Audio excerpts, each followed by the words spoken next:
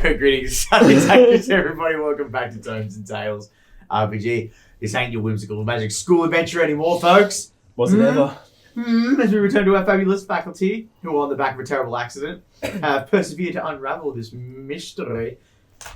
But we'll let them tell the story as we return to tonight's episode of Tomes and Tales. Ooh. Tomes and Tales RPG presents Intonatia's Mystery. Powered by Kids on Brooms. Part 4. Past Mistakes. And welcome back. Ooh, I forgot to do the thing that sets the mood. There we go. Oh no! Ominous. Not really. When you say "oh Why no," that? it's always very nerve-wracking because you're the camera person. So Yeah, like I'm like, "What's going on?" What's going My on?" brain went in a completely different direction when he said, "Oh no!" I was like, "He's gonna fart." I wouldn't have warned you. You would have copped the. bastard. You would have copped the protein and creatine combo. What a good start to this episode. So the morning is cold but bright as the sun begins to shine through your windows. The early chirps of birds can be heard amongst the trees surrounding the school and the outside of the walls, all that good stuff. Now, thankfully, it's Saturday. At least that's what I'm saying, because I couldn't recall what day it was at the beginning of the last episode. So it's Saturday. It's Saturday. So it's a day of rest for the students and a day off for the teachers to recuperate before starting paper gradings for homework and assignments that sometimes you'll do on a Sunday evening or very early Monday morning. Entirely up to you. I'm not your boss. Do what you want. But as we roll into Saturday morning of the weekend for our faculty and our students, who do we think would be up and about first? How cold is it? Cold enough. Like, I'm outside. I passed out on the bleachers. Oh no, I forgot that. And I you've wake woken up up- freezing cold. You've early woken morning. up freezing cold with a cold. Yeah. Okay. So Reggie wakes up, like tucked into the corners of the bleachers, just fucking, and makes his way back. And you probably all, as you're all waking up, you see him coming back into the room, just trying to warm himself up. Just in front of the fire. Just wait for the fire to envelop you and warm you up and unfreeze your leather jacket. Love that. Who'd be next? Yeah. Just up again. Yeah. What? And I'm awake again. What a nightmare that was. I never sleep. Do you reckon Evalyn perceives her nightmares in for her it's full time, but for us it's a fraction of a second? Probably. Mm-hmm. It's a lawless wasteland inside Evelyn's brain. I think Evalyn would get up, but she would not leave her room just yet. It's a Saturday.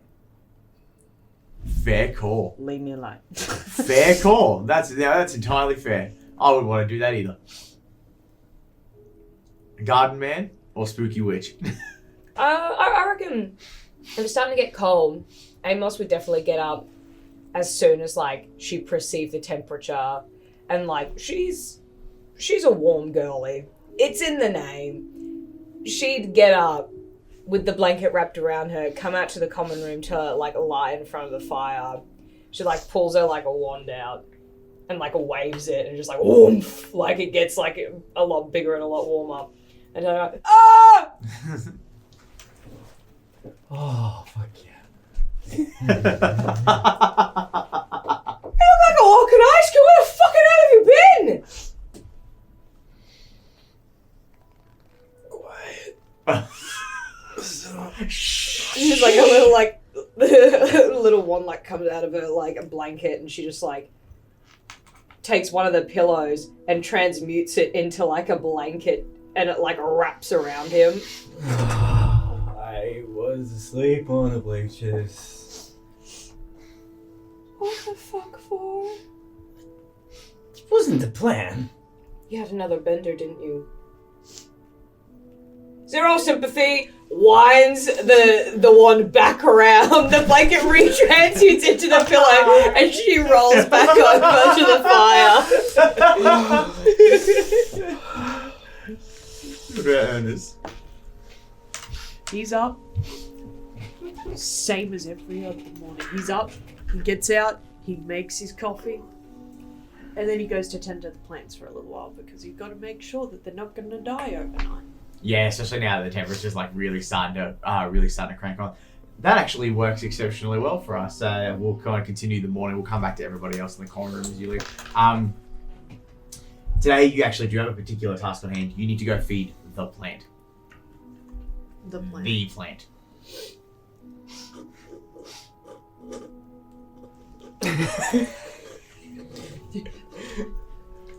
Oh yeah, that one. Are we referring to A particular one that's hidden away in a particular office. The weed. The one I smoke? Or...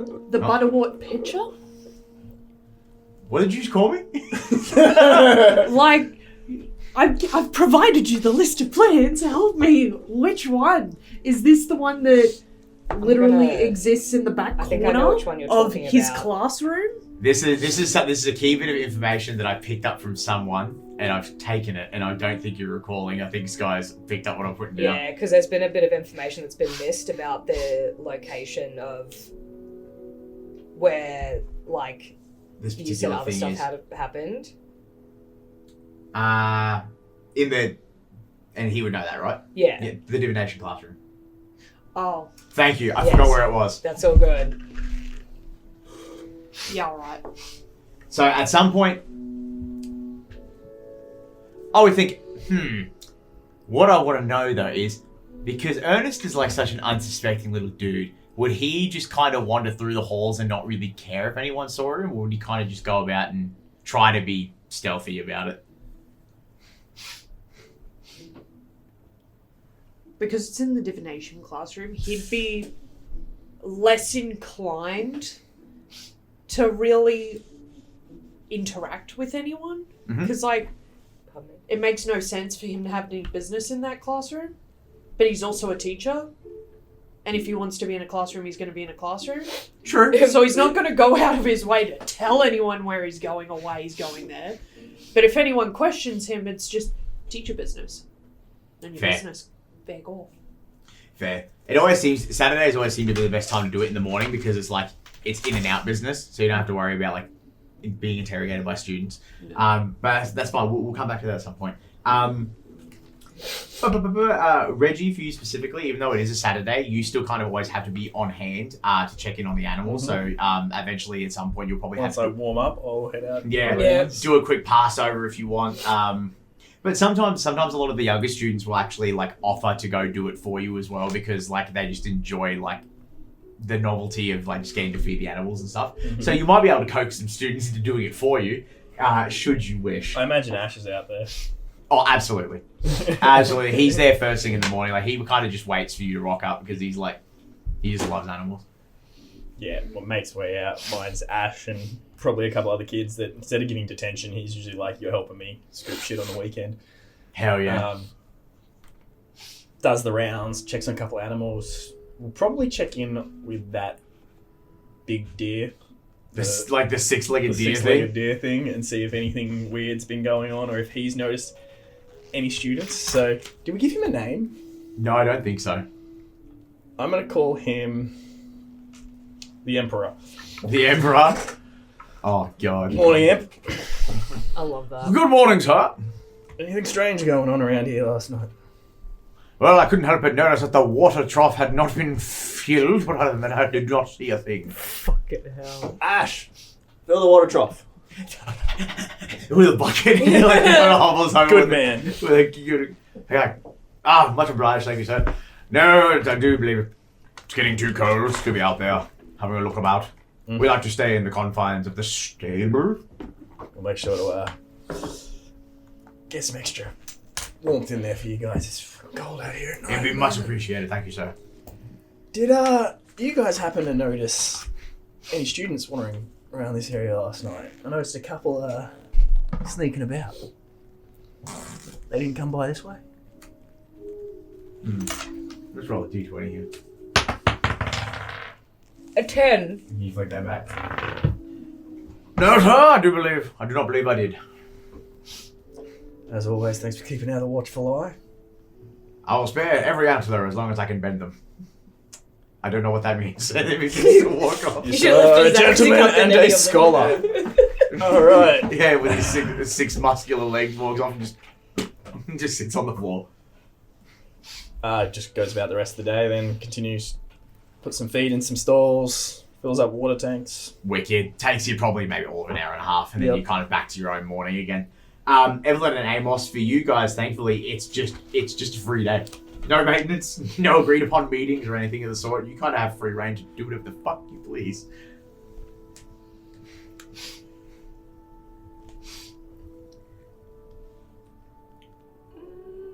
I think Amos will probably go to her classroom Mhm.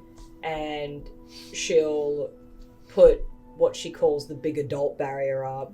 The big adult barrier. Yeah, and she'll probably start working on some spells that are more of her caliber, because teaching all the time for spells that are of a watered down caliber for students really makes her feel like she's losing her edge. Right. So okay. she'll go and put the big adult barrier up, and she'll practice spells that are of her caliber to make sure she's staying on top of her skills. For sure, absolutely. So you're able to probably not long after Ernest leaves, you're able to like kind of you get yourself into like your more lightweight battle garb and go into the classroom, set up the barrier so the door can't be opened, and you go to town just practicing all your spells. You know. The door can be open. She Oh, just you want- puts a barrier around Like the a blast actual, shield. Yeah, dueling platform. There we yeah. go. That's way better. So Than she can easily be interrupted. cool. And you're just like blasting stones into fine dust and then reconstituting them and just like practicing all these other runs. The rock budget's not as good here. Would you believe it? Crazy. What about Evalyn? Is there anything after, or would she just remain in her room, nice and quiet? Evalyn will eventually come out of her room and probably go to her classroom and make sure that she's got like enough supplies and stuff like that for the remaining months or weeks of the year. But while she's doing all that, she'll just kind of like be thinking about what steps to take next in like what's going on sort of thing, and like see if there's any alleyway or anything like that she's like missing. And yeah, Definitely. You go through, itemize all your ingredients, figure out what you do and don't need. You write down some stuff like, oh, I can probably get this from Ernest, or this I'll probably have to import in from another vendor, all that sort of stuff.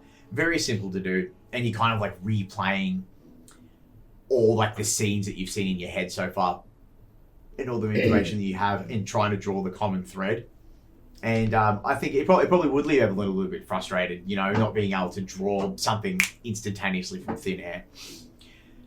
But we'll go back to little Ernest, as you want to. So, what would you need from your office to go take care of this other? Sorry, computer. I'd take care of this other task. Probably got just a little bit of like fertilizer on him, just a little bit of like pest control equipment, if anything. Maybe a small set of fucking shears to cut back anything that may be getting a bit brown.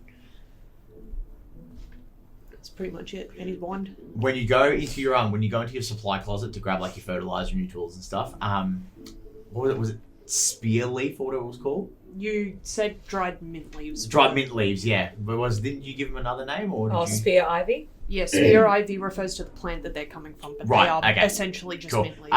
More of that's missing too. Yeah. Just a little bit, maybe like 2 or 3 pinches. What the fuck? I'm gonna. Did you say he's in his office? Here's his office. There's a letter on your desk. Notes in class.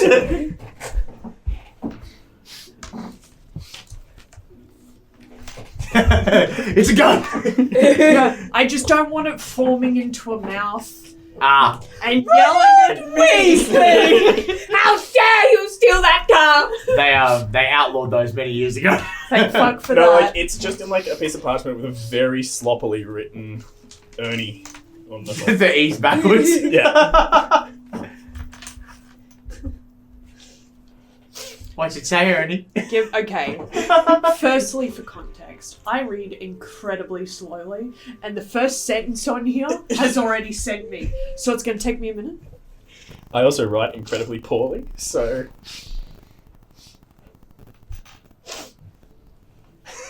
That was the second sentence.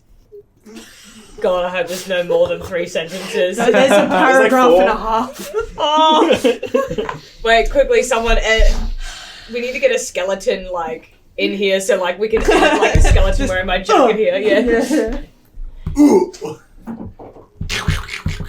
Ooh. See, it's doing it now. I wonder if with the extra lights plugged in, like there's 3 things running now, so I wonder if it's They're right on pouring that that much edge. power. Yeah.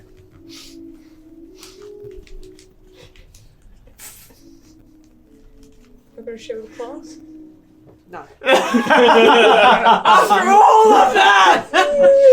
I bet you it was just an apology and please give me weed. I'll put a voiceover in the video when you're reading it, like Please do, I'm gonna because there's send- more than enough time. I'm gonna send exactly. Would you like me to read it as Reggie? Yeah, actually, Yeah, that's a go good on. idea. There we This is go. what was running through your head, because you hear it, it shows you. Dear Ernie, I'm sorry, you know how much you mean to me. You are the top of the ladder, an artist of your craft, an unhold of flame to the quality and potency of your product. Please forgive me for my error of judgment. I promise to be a loyal customer forevermore. Much love, Reggie. P.S. Can I grab an eighth? What did I miss with you? Why were you doing that? It's exactly what she said. That's what I said it would be! A heartfelt apology. And then Yeah, can I yeah. grab someone? Oh. I was trying to quickly get it written. I'm like, you're in office. I think my letter prediction was way off the mark.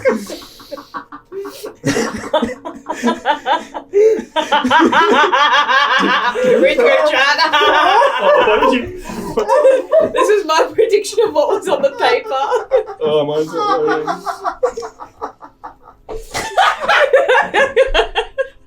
I can't load it, but I trust it's awful. I'm just gonna show you. Yeah. No, they've got you. We're not putting this on screen. We will do some filthy things in these episodes. Maybe the Discord, who knows? Holy dooly. So, you grab all your gardening equipment. You notice some leaves are missing again. The letter is collected, it gets pocketed. He doesn't have an emotional reaction. For the record, Reggie slipped that in before he went out to get drunk. Okay. Nice. So you were there in the nighttime and then left. Yeah. That's where I was, where I snuck off to. Instantly, as I walked away, I was like, fuck, I feel bad now. Can I possibly do the equivalent of a perception check? That's going to be brains. Sorry. What? Yeah, pretty much. Like, Revelio, is that what you said? Revelio. I'm trying to... I kind of want to see if there's any evidence left behind aside from the missing mint leaves. Like, is there a hair left behind? Handprints, like a forensic spell.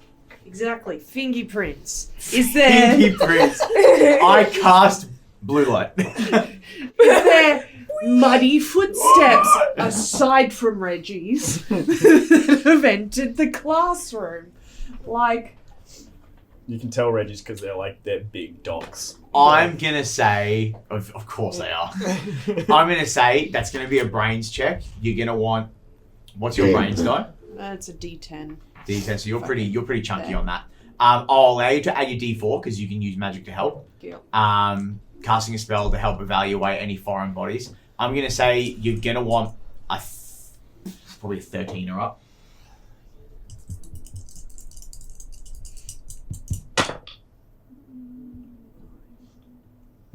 There 14. you go. Fuck So yes. so what you do is you hold your wand up and this like luminescent white light pans over and you know what you itemize in there. So what your spell is doing is you're scanning over to try and find one of these things is not like the others, basically. And you pass it over, it completely washes through the entire supply cupboard. And funny enough, it would be a hair. That would, to me, would just make the most sense. It is a hair. Long, kind of like platinum blonde. Probably the way you get from it. Yeah, like a long platinum blonde hair. Can I cast something on it to return to sender? The identify spell. Oh. That No, would, no, like, I'm gonna sick this hair on its owner. Fuck yeah. That. Yeah. That. We call it the Elvis spell. The Elvis spell. Return to sender. Address unknown. That'll be another. I don't know whether to be. You can pick brains or charm. Should pick the fattest one. They're both pretty fat. Yeah, both pretty chub. Isn't that? This is another spell. Oh. So This is going to be a DC of. It's not as hard to do, but in a school full of kids, holy shit. 10. Remember we're on camera. I'm just gonna. Saw it out of corner of my eye. 16. Wow. This thing straightens up like a knife and begins to sail through the fucking I'm air. fucking after it. You're gutting. Like a bat out of fucking hell. This is a reminder. It's like after 8 it. o'clock in the morning, so you know that none of the students are awake yet. And eventually you're following, you're like, I'll get back to you. And you run, you keep going, and your little legs keep it up. And eventually it's stopping on one of the dormitory doors of like in the girls' quarters, and it's like tick, tick, tick, tick, tapping on the door. Up a flight of stairs.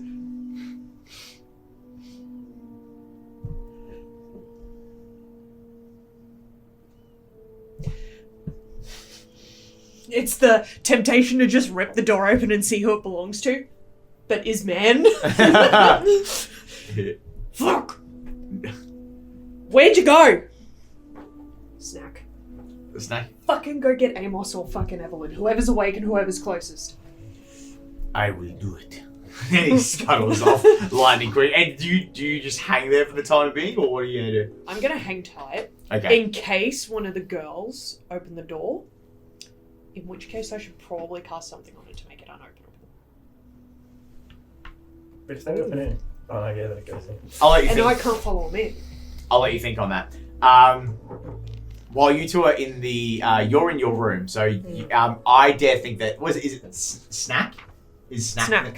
Snack would go for the common room first, in my opinion, because that's where all the teachers hang out. So Snack and Snack is a mouse, a Yep. field mouse. Yep. So He's got those long, weird fucking legs. the little jumpy legs. Yeah. He's got little tiny T-Rex arms. Yeah. Yeah. So he's like, But he's dressed like he's in a telenovela. hell yeah. Evalyn, what would you be doing in the common room with this? No, you were also in your office, weren't you? Yeah. So you guys are in the office. You're I was in the common room by the fire. you were in the common room by the fire. You've already gone down to do your morning stuff with the kids, and then you've come back. So you're kind of just chilling out the fire. So you see Snack come in, looking about. Internal dialogue. It appears they are not here. Onwards I must go. That's all you get, is it? He like begins to move on. Oh, you've got wild speak, so you would get all of that. You're like, wow, this guy is the main character. Wild speak. Yeah.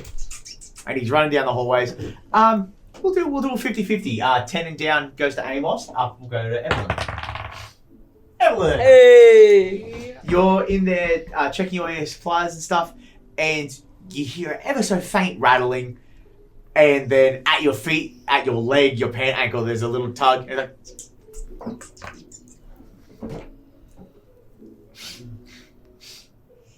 Okay, translate. Augie comes over.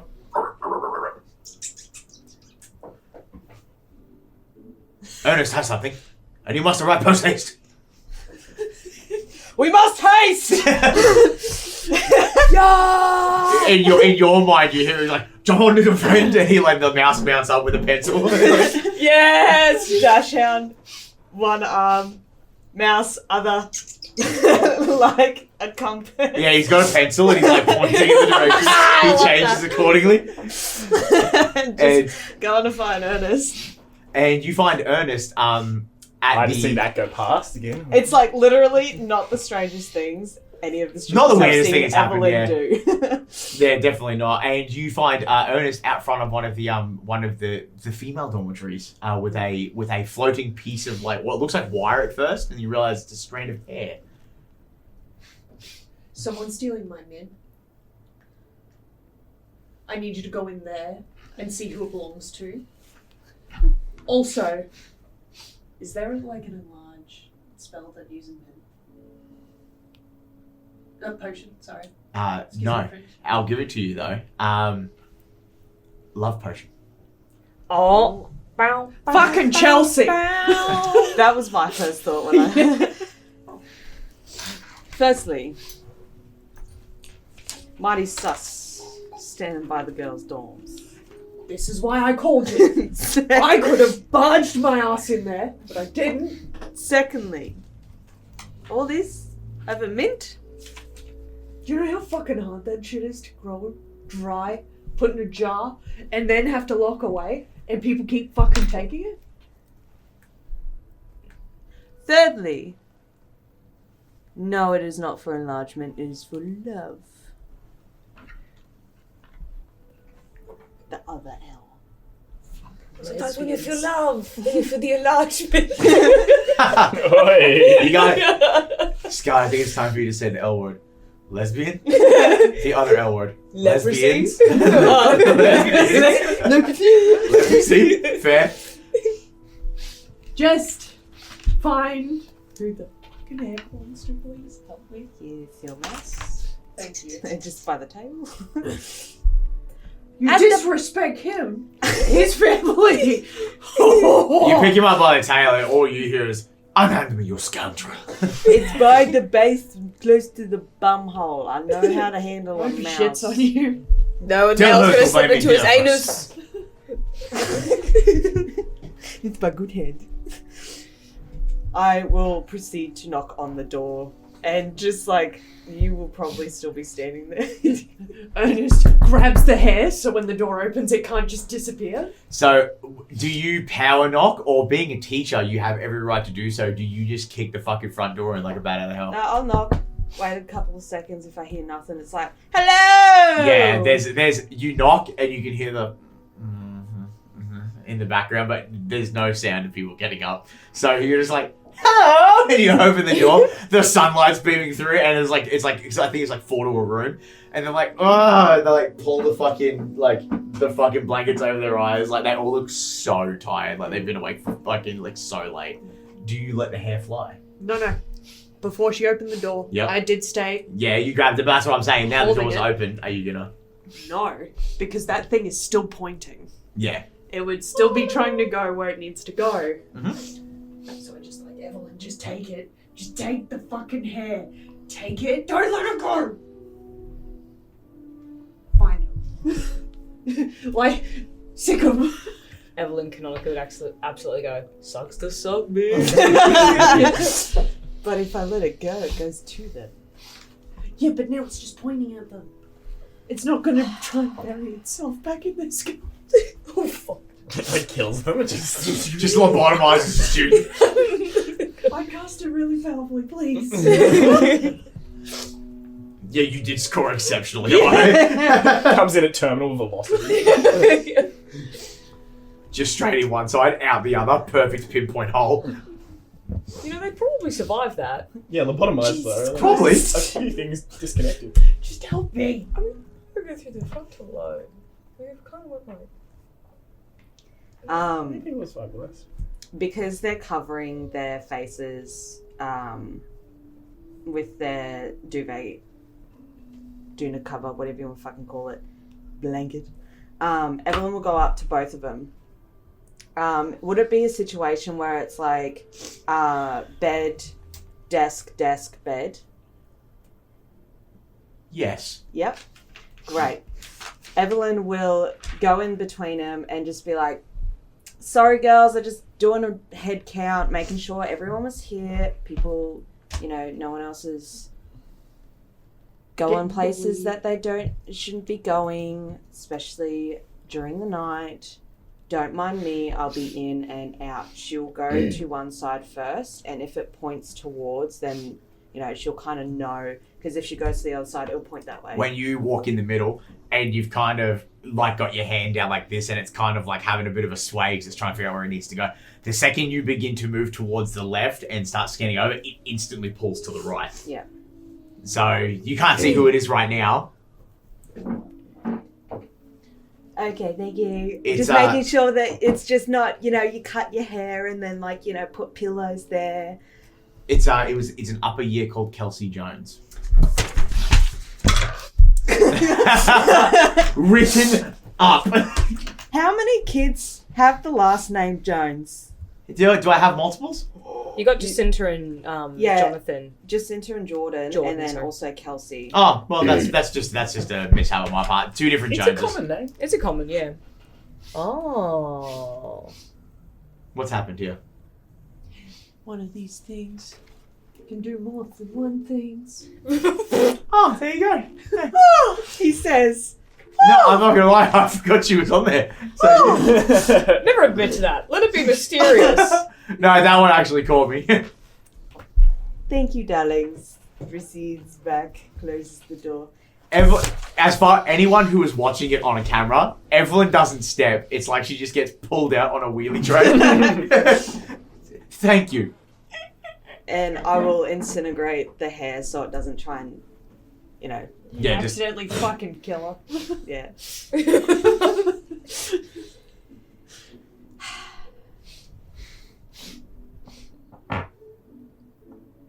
So Chelsea, right? Chelsea. Yeah. The two-timer. Yeah, the hoe. Yeah.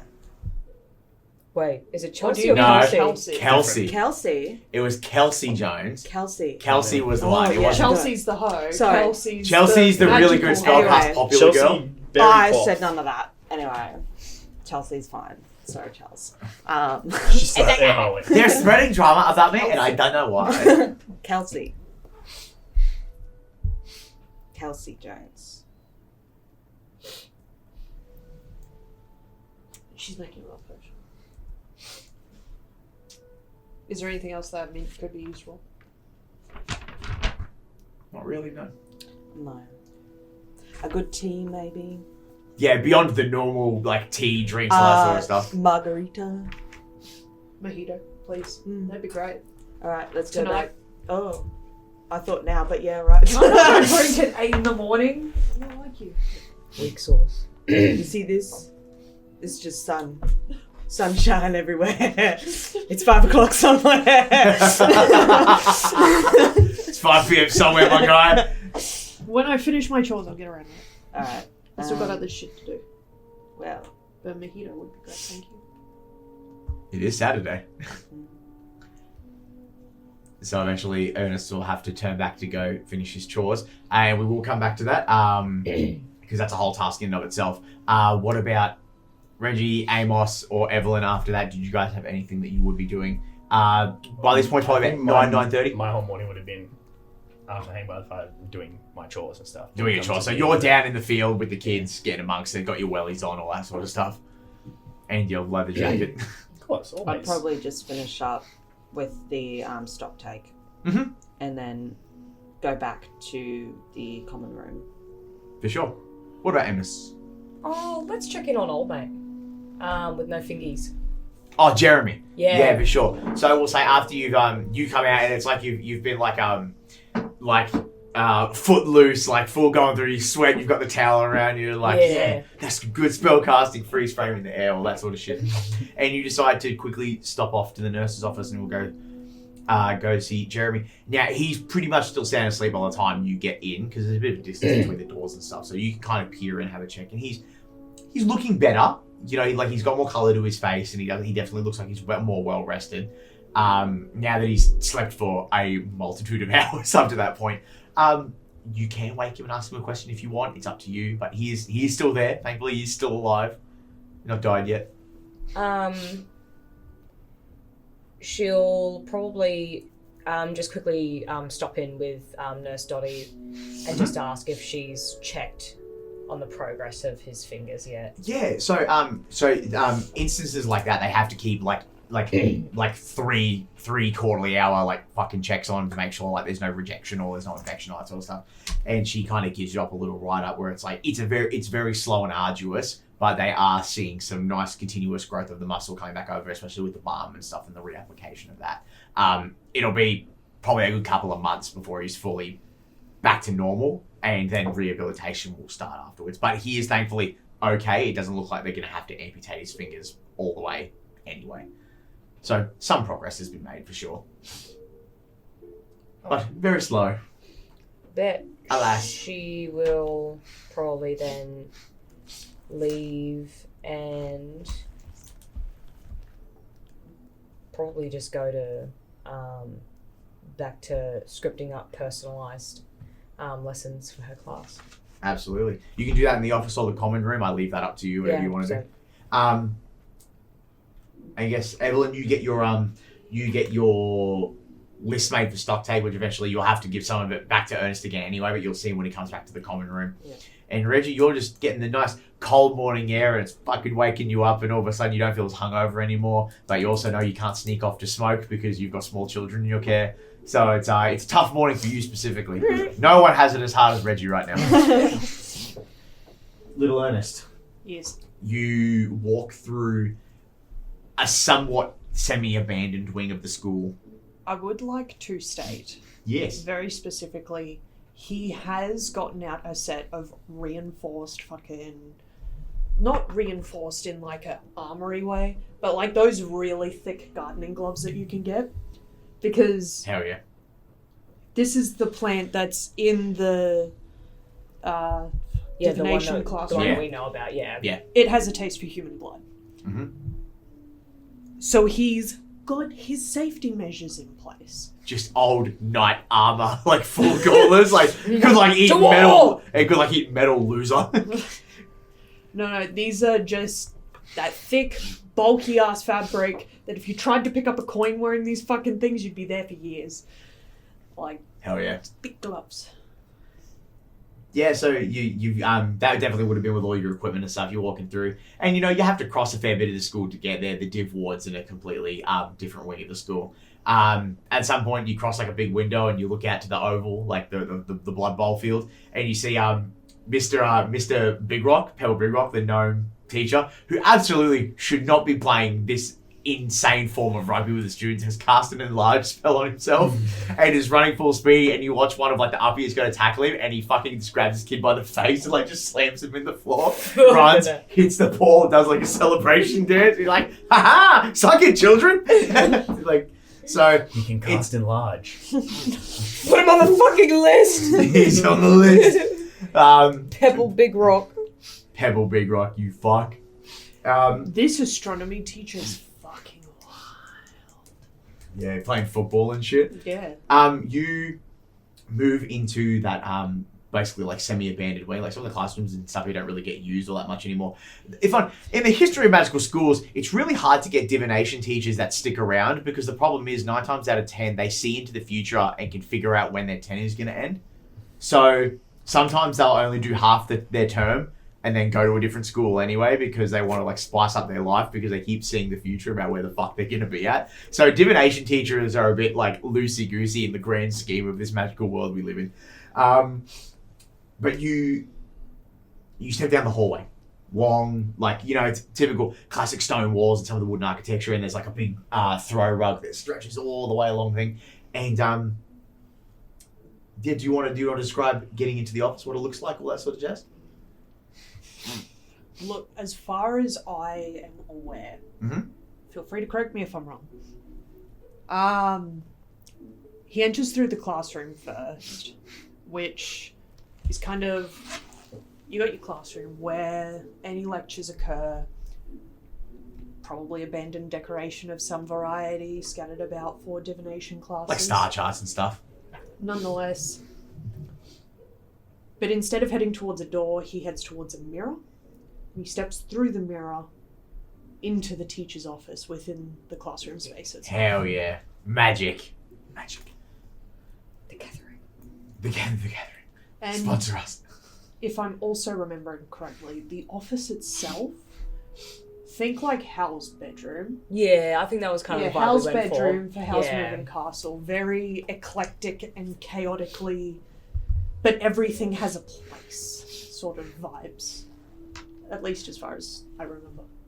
Yeah. Yeah. So, like, stone floors, lots of wooden benches, heaps of just rando fucking stuff that was left there unceremoniously, and no one's really had the drive nor the decency to throw out, or the urge to throw out, so it's kind of just been left there, and yeah, they've kind of just let it sit.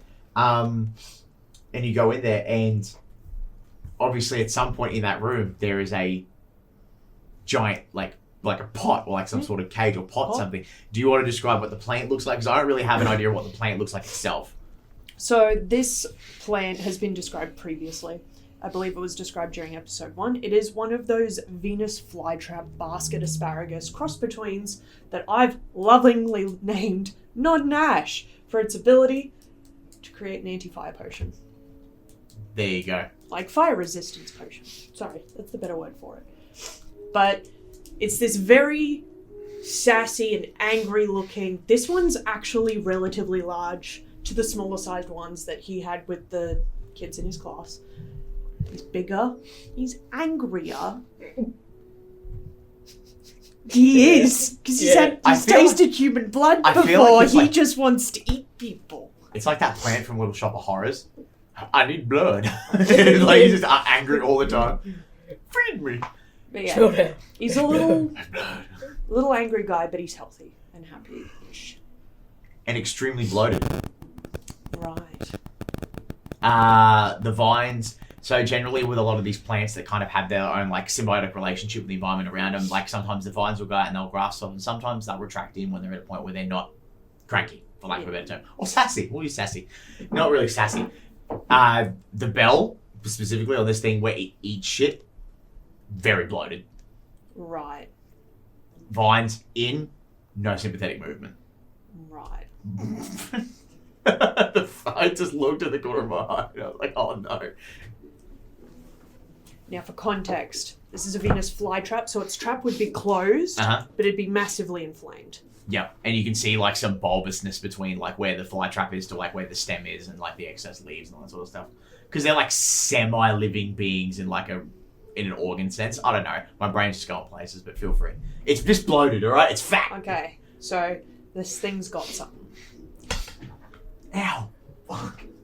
My foot. My boy. They massacred my boy.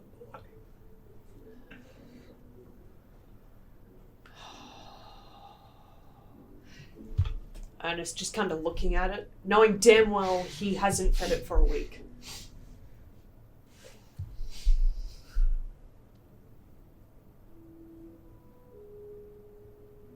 Cool. Did it eat someone's familiar? Did something get in? And did it eat that? You would deduce automatically with the size of it, there's no way it's a small creature. Cool. No chance. Apologies. I'm not sorry.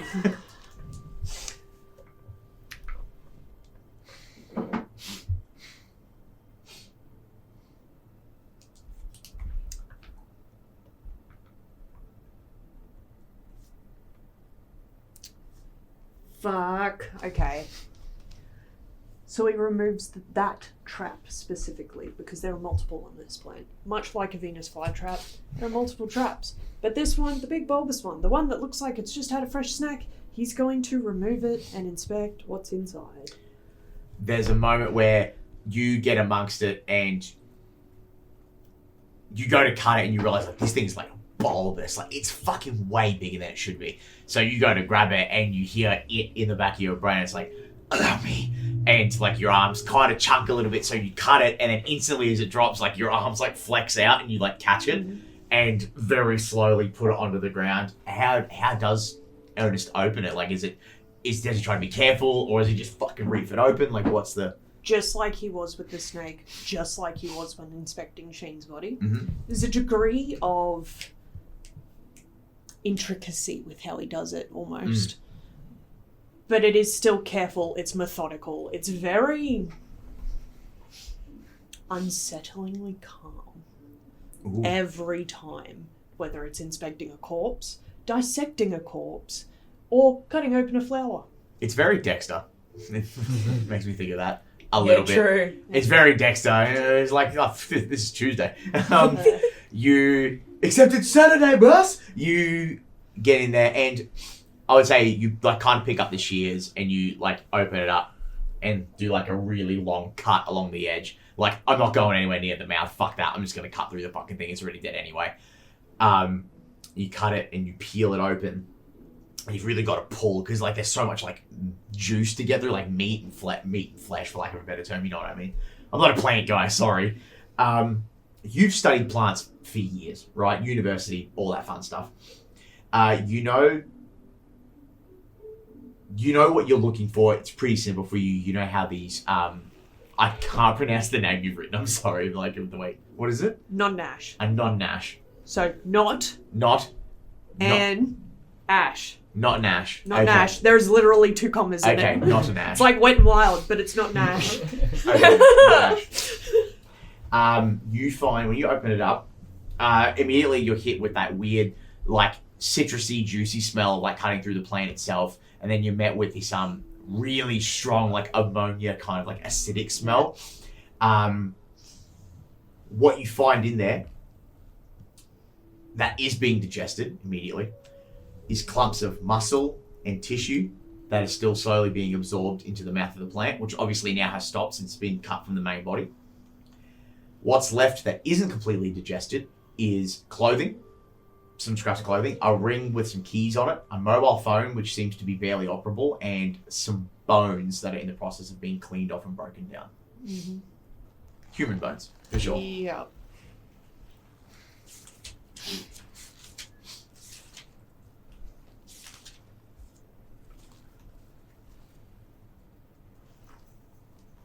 Dun, dun.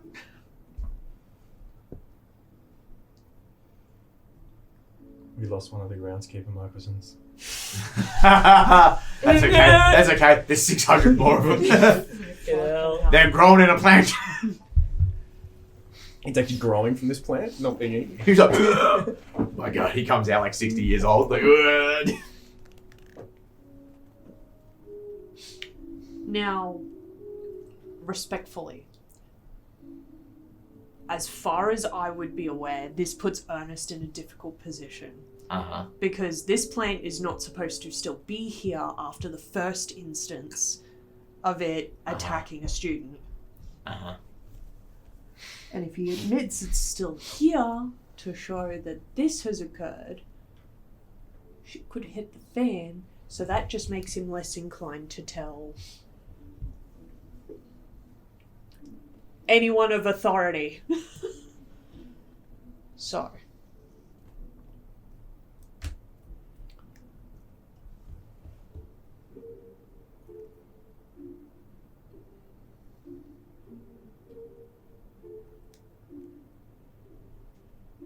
He's gonna take the keys, the other shit that isn't clothes, meat, or bone. Ew. Yep, he's just gonna take those. He's just gonna find something off a fucking shelf to wrap those fuckers up in. Oh, there's hundreds of like towels and cloths and stuff. Yeah, Sure. just like little fucking fancy rag. Just kind of wrap those up. What's that? An ancient dictation of the birth of the universe? Yeah, cheers, mate. Just wrap it up. It's got that. And then I would like to try and cast some kind of preserving situation over the whole scene. Like, what's that spell called? Gentle repose. That one. The equivalent of a gentle repose, if you will. But over the plant, matter, and this half-corpse. I think in your circumstance, there's been times where you've had to do this with a multitude of other plants, so I'm not going to make you roll for it. I think you absolutely could do that, like lickety-split. especially if you were planning for it as like a planned action, I don't think you need to roll for it, so you can do that. You know that they're very short time frames, so you probably got like maybe 2 hours. Yeah. But it'll work nonetheless. Now, after like setting all that up, he's going to leave his gardening tools there, take gloves off, make sure that nothing is leaking from this makeshift bag he's made, step out of this office, turn the mirror around so no one walks through there by accident. Right. Then he's gonna go look for the others. We kind of cut back to the common room as you three have reconvened at this point. Gialia wakes up and you see she while this is happening intermittently at the same time, she wakes up and she walks towards the window. You guys have seen her do it all the time, but it doesn't shock you any less as she's wearing like what looks kind of like an all leather flight suit, and then she just goes, "Well, I'll see you later," and she dives backwards, and then she like falls out of the tower, and then all of a sudden like a huge brass dragon like flies off, and she goes off. She goes off for a morning fly. We've already seen Mr. Big Rock. Mr. Big Rock's playing rugby. Mrs. Water Whisper's there, and you find she's like got like headphones on. She's listening to music as she like draws in a sketch pad. And Anthony is there, and he's reading like this huge tome of like H.P. Lovecraft's collected works. And you see him, and he goes, "I tell you what, this guy must have had the brain strength of a peanut." Oh, I better know which guard went insane. And then eventually, as you guys are all kind of just pottering around, doing whatever you please at this point, Ernest, you will walk back in and we reconvene with the rest of the party.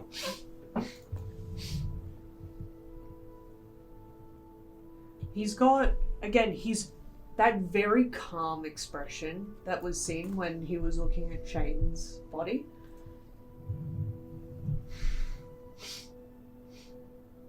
There's been another.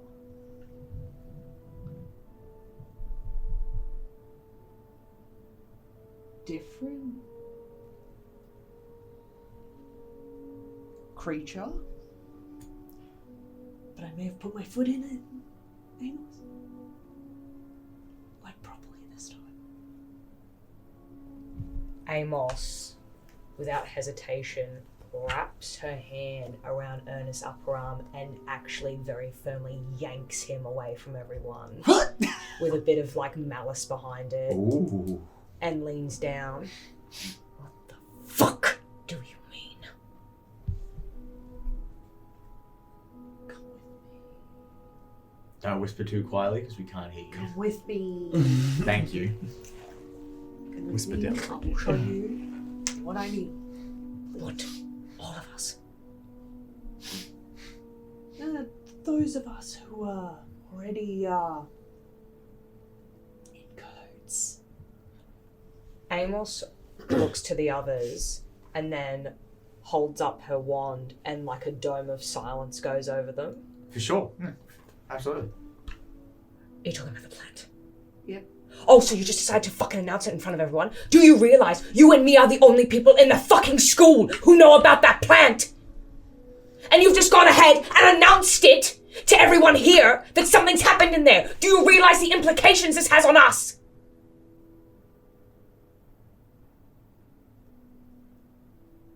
Unless you told somebody else. So great. You find another one in a fucking plant that shouldn't have been there to fucking begin with. You only know about it. I only know about it because we swap on the fucking feeding schedule. The fuck are we talking about? We're in a dome of silence. Yeah, you wouldn't hear that. Oh, I thought. Amos dragged him away. see like the conversation. Yeah, okay, then I'm sort of just back like.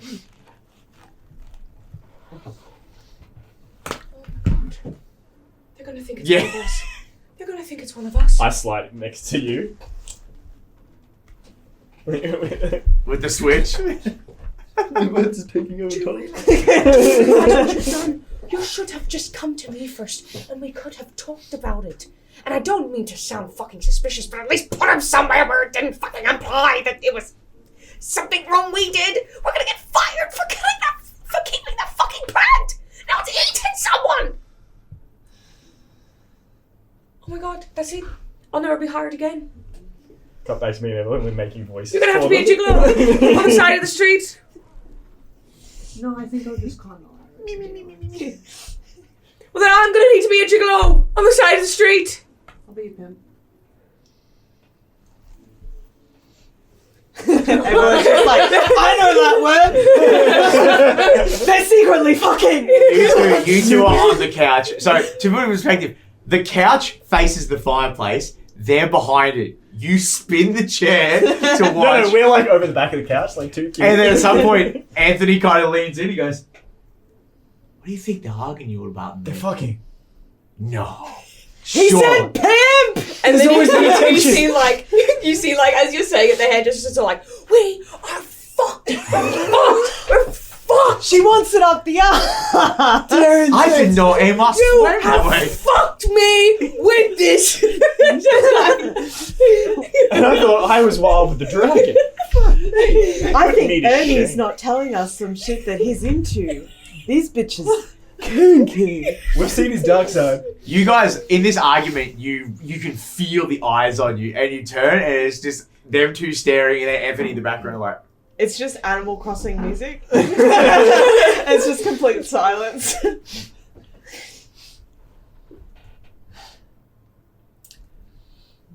Nonetheless,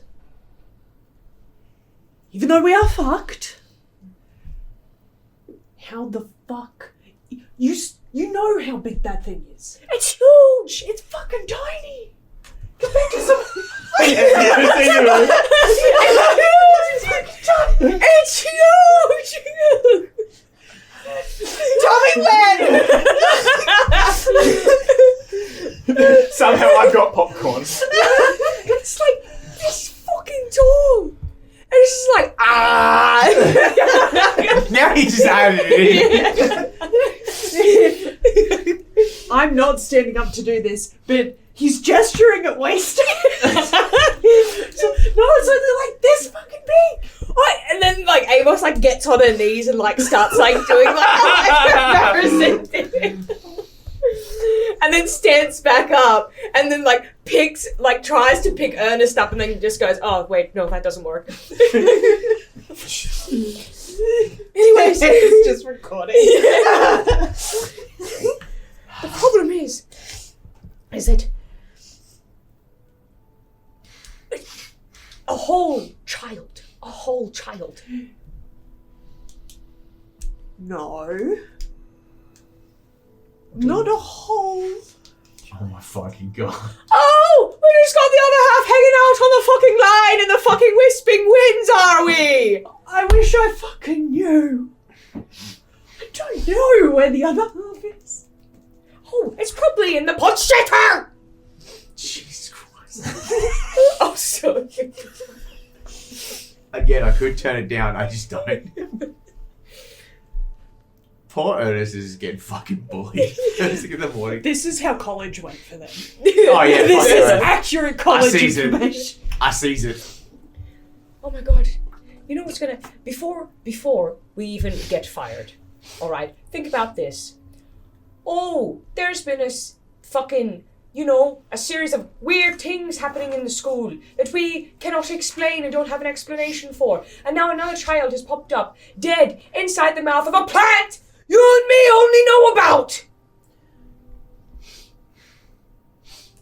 I mean, sure. You can feign ignorance. I was the one who wrote the plant off as Oh, having been destroyed. Ernest, I'm not doing that. We're in it together, alright? We're in it together. You and I both knew about it. Both take responsibility. I just think, what shit luck. First, the snake. And that sure can be pinned as an accident. This can also be pinned as a fucking accident. I mean, there's no enchantment lock. It's just a glamour on the mirror that just acts as a door. So, like... Fuck. Okay. Whatever. Can we... And she's gonna look around. It's just the 5 of us in the... Yeah. Oh, Water Whisper's there, but she's got headphones on, so she can't hear anything anyway. We will move this into my bedroom. And we will as it comes up, she'll like cast it off and she'll go, we'll just move it into my bedroom, all right? And we'll make it discreet. You just hear like, whoop. Hey, yo! Oh no, all 5 of us. Oh. Huh? Sick.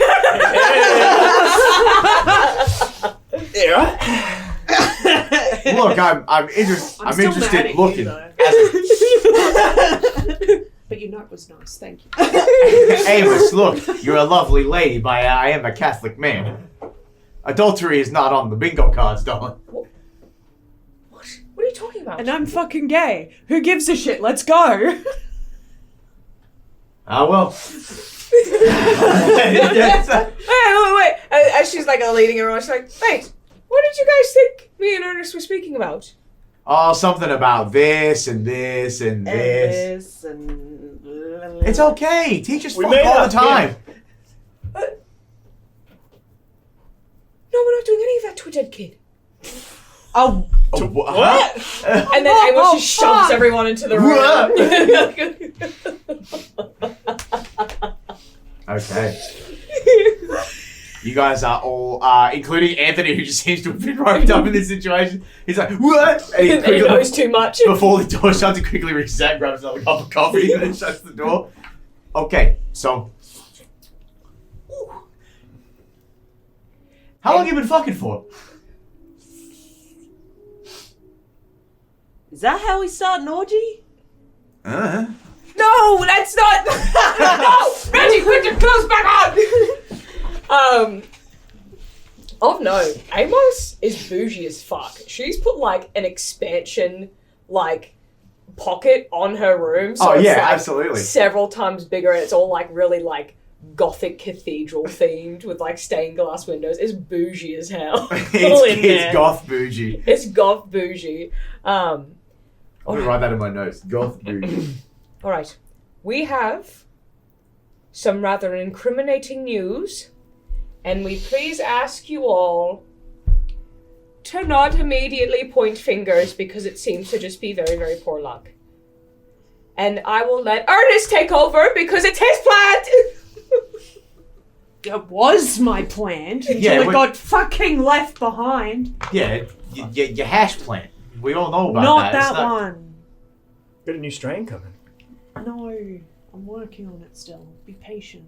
I could Not that send I'm some gonna of that. fucking sell it to you. Send some of that back home to New York. God damn. You see, a wee while back, I had another instance where a plant took a child's finger off. Like yesterday. Not like yesterday, this happened before yesterday. This happened a while ago. Many years ago, Yes. when we first started here. Yeah. And it, I was instructed, like I'm supposed to, whenever a plant attacks a person, I have to destroy the plant. We had a divination teacher at the time. He wanted to keep the plant, even though it already had a taste for Excuse me. fingers. He was a bit odd. Yeah. They usually are. Pretty nice. Oh no, this one was a werewolf. So, Jesus Christ. Interesting combo. look, I gave him the plant. When he left, he didn't take the plant with him. And we've been kind of feeding it and keeping it alive in the divination office. What do you feed it? Small mammals, normally. They have to be live as well. It won't take dead ones. Yeah. That's why sometimes you see us scrounging around at night outside. It's a humble life we live. But, worse news, other than the fact I wrote this plant off as being destroyed and it never did get destroyed, I went to feed it this morning and it already had a nice feast. And he just kind of pulls out that little cloth thing and he kind of unfolds it and presents the phone, the keys, and I believe there was one other item. What did I say? I mean, That or there's it was bones clothes. and It was. A ring with some keys, a mobile phone, and yeah, just some clothes. Yeah. Just So some it's clothes. the keys and the phone. I'd say it was the lower torso of a student. Where's the rest of them? probably still being half digested as we speak.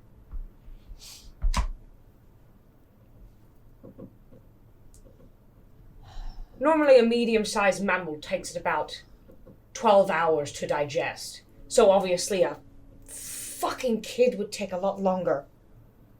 Fuck! I have so many questions and I can't think of any of them. We fucked up. This is our fault. We fucked up. We shouldn't have had the fucking plant. We shouldn't have kept it. Do we know who this torso was? Ernest is trying to get into the phone. Is there anything obvious, like a case, a background photo? Not a case, just an iPhone, very cracked screen. When I think the issue stopping you from getting it to unlock or do anything is the fact that it's just covered in like that goo and saliva. So it takes you about 20 minutes of you doing the magical equivalent of dropping a phone in rice and like trying to soak all the goo up. So you're using your wand, you're like, oh fuck, you're like trying to blow Doing it. the spell you were doing at the start, pulling liquid out of things, right? Oh, yeah, Amos will do that. Yeah, fucking oath. What I'll get you to do though is roll whatever you think you would cast for that as far as like magic wise. So you can pick, it can be fight if that's your highest, it can be flight, whatever. That is 18. Oh, absolutely. This was more so, Amos was always going to get it done, let's be real, but it was just determining on if you do it too well, you like would destroy the phone, or if you did shockingly bad, it would break. So Amos, yeah, do you want to describe what the kind of motion was for it again? Because you described it beautifully. Would Amos kind of like have it? Not Amos, you're Ernest. Would Ernest like have it still on the? Kind of just like very like discreetly and very quickly just like leans it and then whips her hand behind her and then it goes up Tony. Yes. Thank you. Oh. I mean, look, you came in here to get all hot, sticky, and sweaty, so you're back into trying to get the phone open. I'm back in Evalyn. They are fucking. Pulling the once the that plasma's kind of been drawn from the phone, it does a bing where the screen lights up and it begins to go through the motions of turning back on because you basically like reset it. And when it lights up, because obviously with like iPhones and Samsungs and stuff, you can have the wallpaper and stuff all be the same in like photos. I think it'd be like everyone's just hanging over the top of it and just waiting to see what it is, and eventually bing, it lights up and it's a photo of Maxwell Crom and all his cronies. You know, just a bunch of like the boys like hanging out, you know, boys being boys. All that sort of stuff. But it's like the photo is him holding it, and it's like, you know, him. What is? I had a name of all of them. They fucking little stooges. Where did they go? It's like Maxwell, you know, Harley, Roderick, Raleigh, Shane, all together.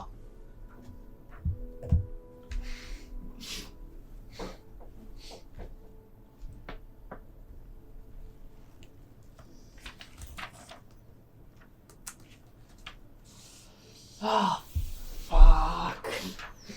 I'm just gonna say it. The irony isn't lost on me. How did he get there? Maybe could have stumbled around and found it. This plant doesn't walk, right? Nah. It wishes it could. We'd all be in trouble then.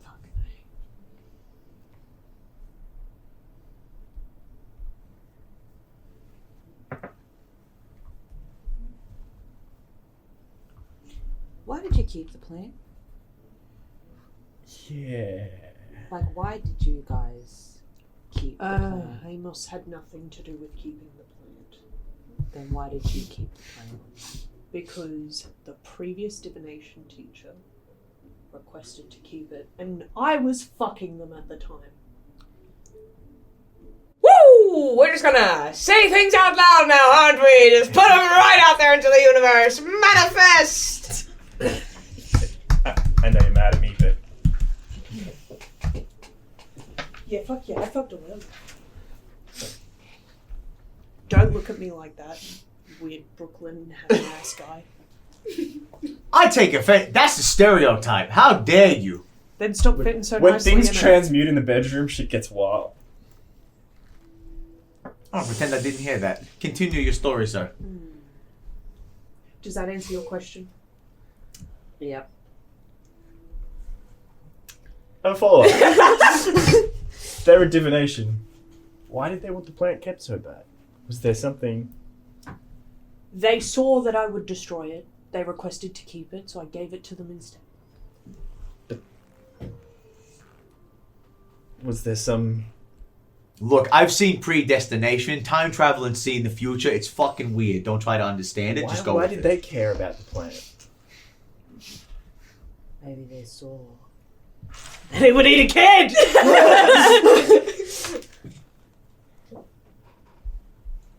So many questions. Not enough answers. His name was Brother Benjamin, and he was a very sensitive and sentimental soul. And if he could help it, he would try to preserve the life of everything. Flora, fauna, you name it. There's one irony though. You're killing a creature like once a week to keep this creature alive. Yeah, I mean, if your pet dog and like some random rabid fox were both hanging over the edge of a cliff and you could only save one. Fair point. I'm more of a cat person myself. Of course you are. Of course you are. What does that mean?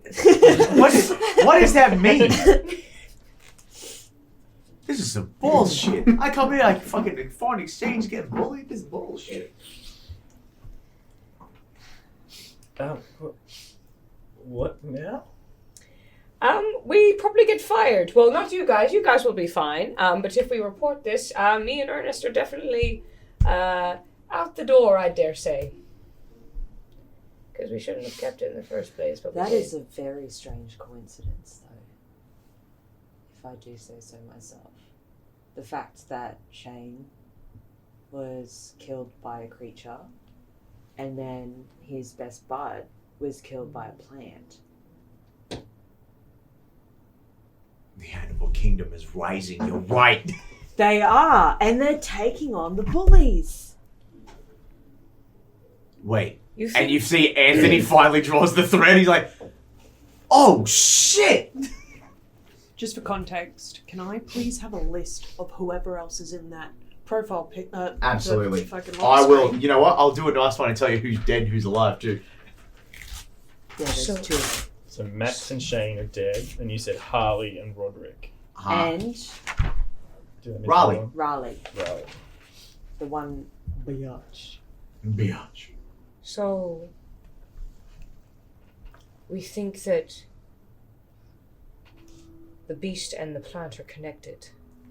Yes. Okay. Not in the sense that, you know, they talk to each other sort of thing. In the sense that someone is using them, possibly, as a accident. Oh, we just got some dumb kids getting themselves into trouble. Oh, it does really present like that, doesn't it? Because the snake was just a snake with a simple spell of enlargement. The plant, the only thing about the plant though is someone had to know that it was there.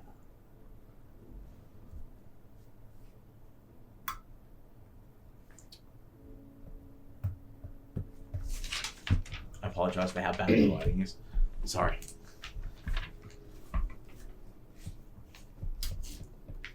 So wait. We think that someone lured him into that. And who was Max targeting the other day? Yesterday? Jeremy? But he got a truth potion, didn't he? He did, but not his friends. Oh, I forgot about that. My boy! You better not fucking be my boy, or I swear to God. You go into Thomas's dormitory and he's just skinning a student alive. Thomas! What's up, miss? How dare you! But this kid makes the best house for my boat. Dark. I want half payment, thank you. I want hush-hush money. I just don't want to go accusing any innocent students. I mean, considering they are subject to the bullying, I mean, if we corner them off and start questioning them, I feel like that's a double down hard time.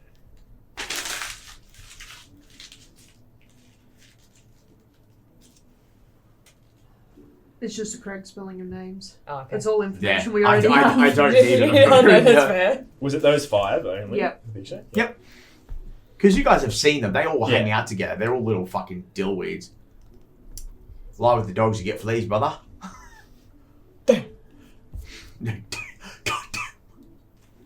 Are you guys like? This is just a general question, but do you guys like do it sneakily when you go feed it, Like, catching the animal. and also going to where it is? I mean, we try not to look suspicious when we do it, because then we don't want people thinking, oh, they're doing something suspicious. So we try to, like, act casual about it, but, you know, I'm not tooting a kazoo on the way down the hall either. I'm playing a vuvuzela on the way. And If you ever find a kazoo, never give it to her. If you find a kazoo, I need you to let me know exactly where it fucking is. Never! Never give it to her! No! That's the only word you hear for the rest of the day. Hold on! Hold on! No, not my boy. Okay. And where is said plant? So, there's a normal office in the divination classroom, but when Brother Ben used to work there, he really valued his privacy over everything else. And so he created himself a little pocket dimension office, and then glamoured a door for a mirror so no one else would know where it is. And then Ernest wasn't supposed to tell me, but then he had a vision that Ernest was going to tell me, so then Ernest caved in and told me, which evidently was him having the premonition that Ernest was going to tell me. So, if Ernest hadn't have told me, then I would have never known. Nosebleed. The streams are crossing. She cornered me off one day and demanded I tell her whatever the fuck I was history. hiding. Whatever. Just take us there. Would Oh, we, that's right, there's a dead kid in there, I forgot! Would we also know that that part of the building is like somewhat abandoned because there's not actually that many teachers or Yeah. classes? Yeah, That would be common sure. knowledge. So, just putting this out there as a young teacher who was a teenager once. What a better place to be a kid without the watchful eye of teachers than... Oh my gosh, we've just shown them exactly where it is. There's probably some kids fucking around. Oh my god. Oh, those shit sneak out all the time. And you know what's sexier than making out is making out against a mirror. I say with confidence, I've never done that. I think Tony pops in, he goes, every time I read that in the book, I think that's the stupidest shit. That mirror will be so cold on your ass. It's ridiculous. Why are your pants down while you're pissing? I don't know, spicy even up for people. I don't know. You got your ass cheeks on the mirror. Stop fist bumping everyone that does something mildly sexual! You just jump. Sexual. I very much in the mood for some sexual intercourse. Spencer's? Where did you come from? Which boy toy? Come on, Amos, you gotta do some fiery stuff from time to time. Yeah? She's gonna go bright red, and she's gonna fold her arms and retract from the If conversation. I wasn't mad at you, I'd have some fucking stories for you. You can't be mad at me now. I'm still mad at you. I'm helping you cover up a child's death. Yes, let's focus on the dead child! I'll forgive you when I'm ready. Fuck off, I don't fuck clients. Rawr. Come on. We're off Just to over see for the this shit. Deviation area hallway. Yep. I'm teleporting there. I am Can I grab her walking. coattails before she goes? I mean, if you announce, you can drag everyone with you for sure. Yeah, just, I'm teleporting I feel like instead of walking. I feel like it's very Nightcrawler. You bamf out, and you're like, oh fuck, I left him there. And one by one, Evalyn comes back and just goes, come on, and just drags you guys. in. Amos is gonna walk. You gonna walk? Yeah, she doesn't want to teleport. Yeah, you can't. Well, I mean, it'd have to be a contested magic roll if you wanted to forcefully try and teleport somebody. But I think these two probably wouldn't have it. Be like, yeah, okay. Like, unless you guys want to do something else, feel free. No, teleporting sucks for her. She's gonna walk. Okay, so you decide to walk. So we're there for like 10 minutes waiting for Amos. No, just start. Amos already well aware that the plan's eating the fucking kid. What more could she glean from the Yeah, situation? feel free to just interject when you think Amos is going to Okay, I'm here, bitches. Everyone gets So I'm like guessing 30 we minutes come into to the comfort. classroom, not straight into the secret office. Yeah, first into the classroom. Mhm. Then Ernest goes and he turns the mirror back around because he turned it over just in case. Like somehow they'd see through the mirror to what the fuck he left on the floor. It's paranoia, that happened. And then he's just whoop, straight through the mirror. Kind of does the Super Mario 64 where the paintings go whoop, whoop, whoop, whoop, whoop. And goes back to normal. Dope. Boom, boom, boom, boom. Except the problem is, you don't know that it is at a different caliber of height. So you go and just go, what? And fucking eat shit on the way in. Absolutely. Blah! You hit the deck, and then Evalyn, however you wish to enter. Probably gracefully, I'm assuming. Yeah. I'm there on the ground. Just steps over you. Maybe steps on your Just chest. slowly floats down. And then Bow, bow, bow, bow. this guy's a fucking freak. Tony like steps over you. You're like, don't go looking at my pants. idea, my man. Don't go looking at my pants, asshole. And he like grabs you and pulls you up. So do you want to? I turn this over to you. You're the plant guy. There is sliced open plant and viscera all over the floor, but it's like lightly sparkling and not really deteriorating any further. It looks like it's still deflating from when he first cut it open.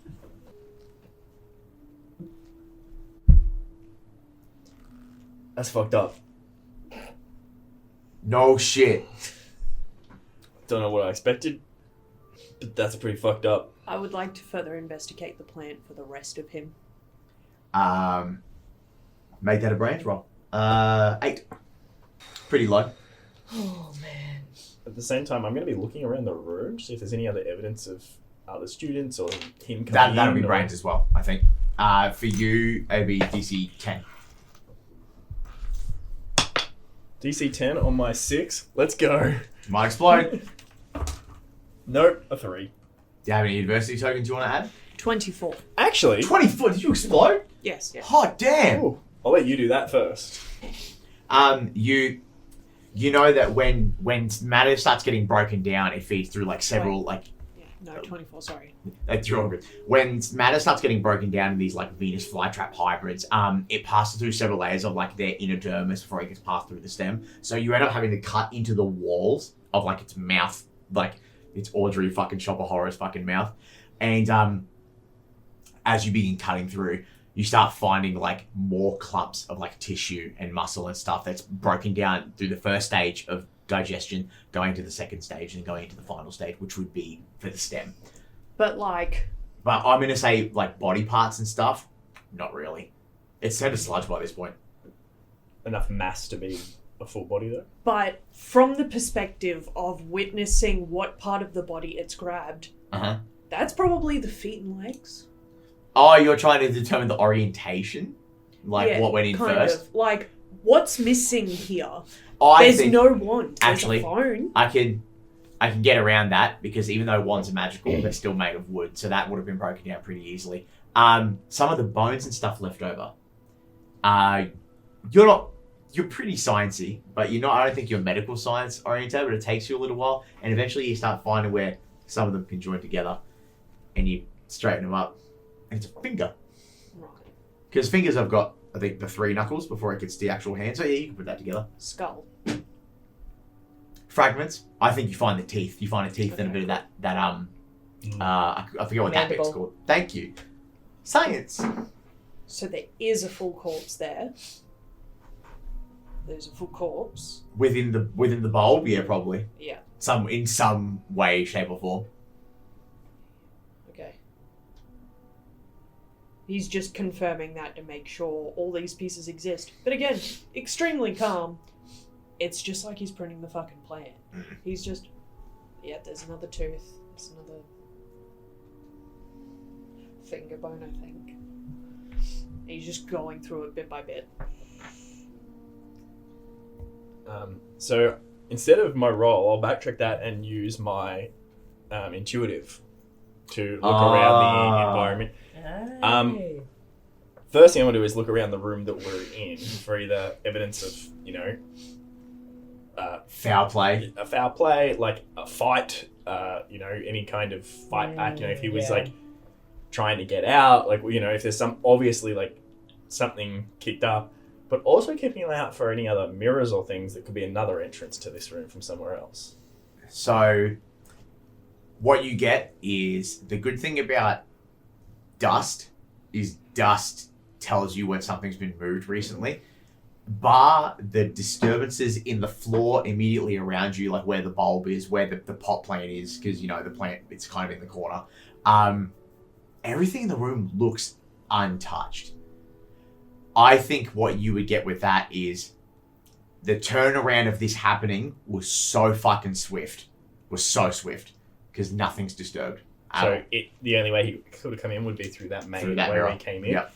There's no other mirrors. It's loaded with fucking like trinkets and stuff. Like there could be something extra magical in there, but they're all fucking little tiny things. Yeah, but nothing's been knocked over. There's no obvious way. Like he, like I said, we can tell that the only way it would have come in was that way. Otherwise, there'd be evidence. Otherwise.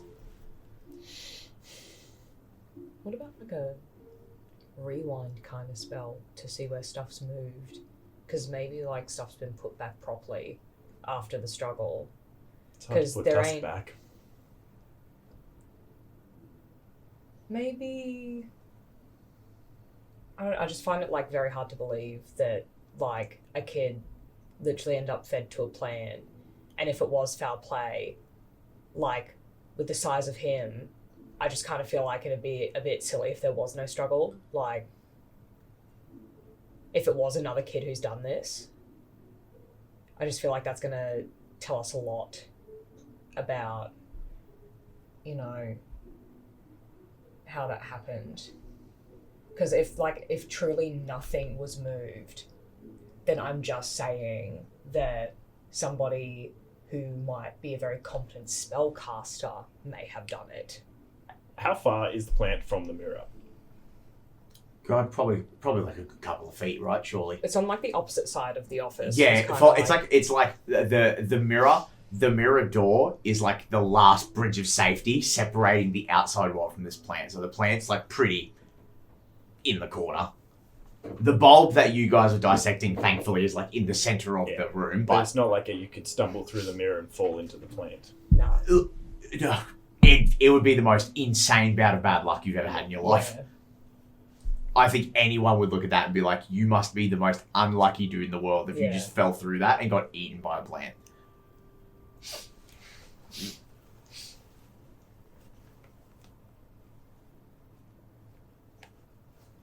No evidence of the plant being moved, like scratches in the floor or anything like that. I would think. See, we did describe it a bit earlier. So the plant's vines can expand and retract depending on its feeding status and its anger. So you find there are disturbances around the plant, but there's a lot because it's always moving about and reaching for like things to eat.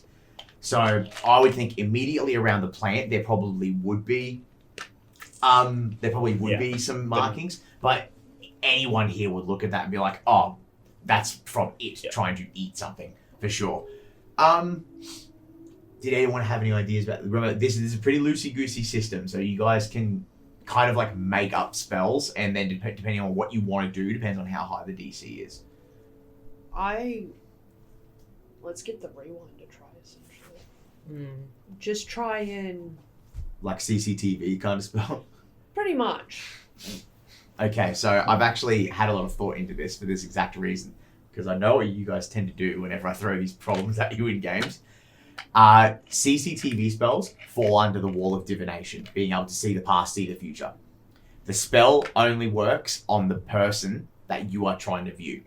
We've got the corpse right here. If you cast the spell, well, yeah, you've got the corpse exactly right. But the thing is, it's not like, oh, they're trying to stop you from looking at them. It just means you can only see them. You can't see anything else around them. You can't see. Can tell if there's foul play or something. Yeah, like we still look at him. You'd be able to piece together something that would be like, oh, that looks a bit funny, but it's kind of like in like Dead Space, how like those holographic CCTVs. Yeah, it's like all only black, pick up. and then he's just on. Like, Yes, a spotlight. exactly. Yeah. So it's like you can see the people, but you can't see the environment around them or what happens.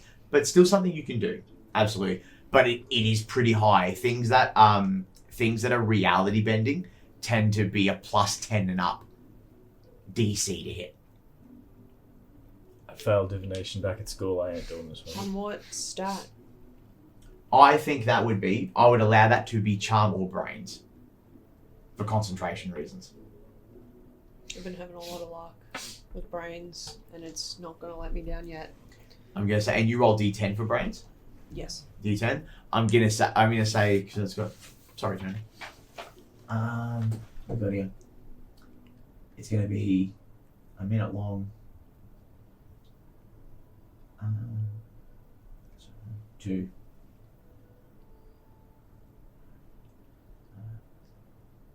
You're going to want to be a DC 16.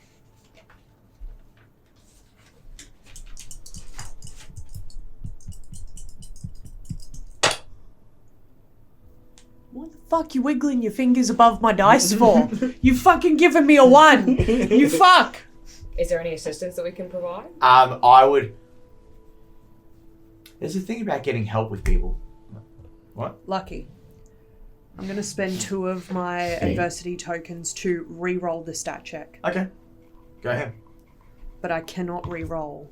I would allow you guys to give your adversity tokens if you want to try and get higher. It just means that you don't have any to spend for yourself.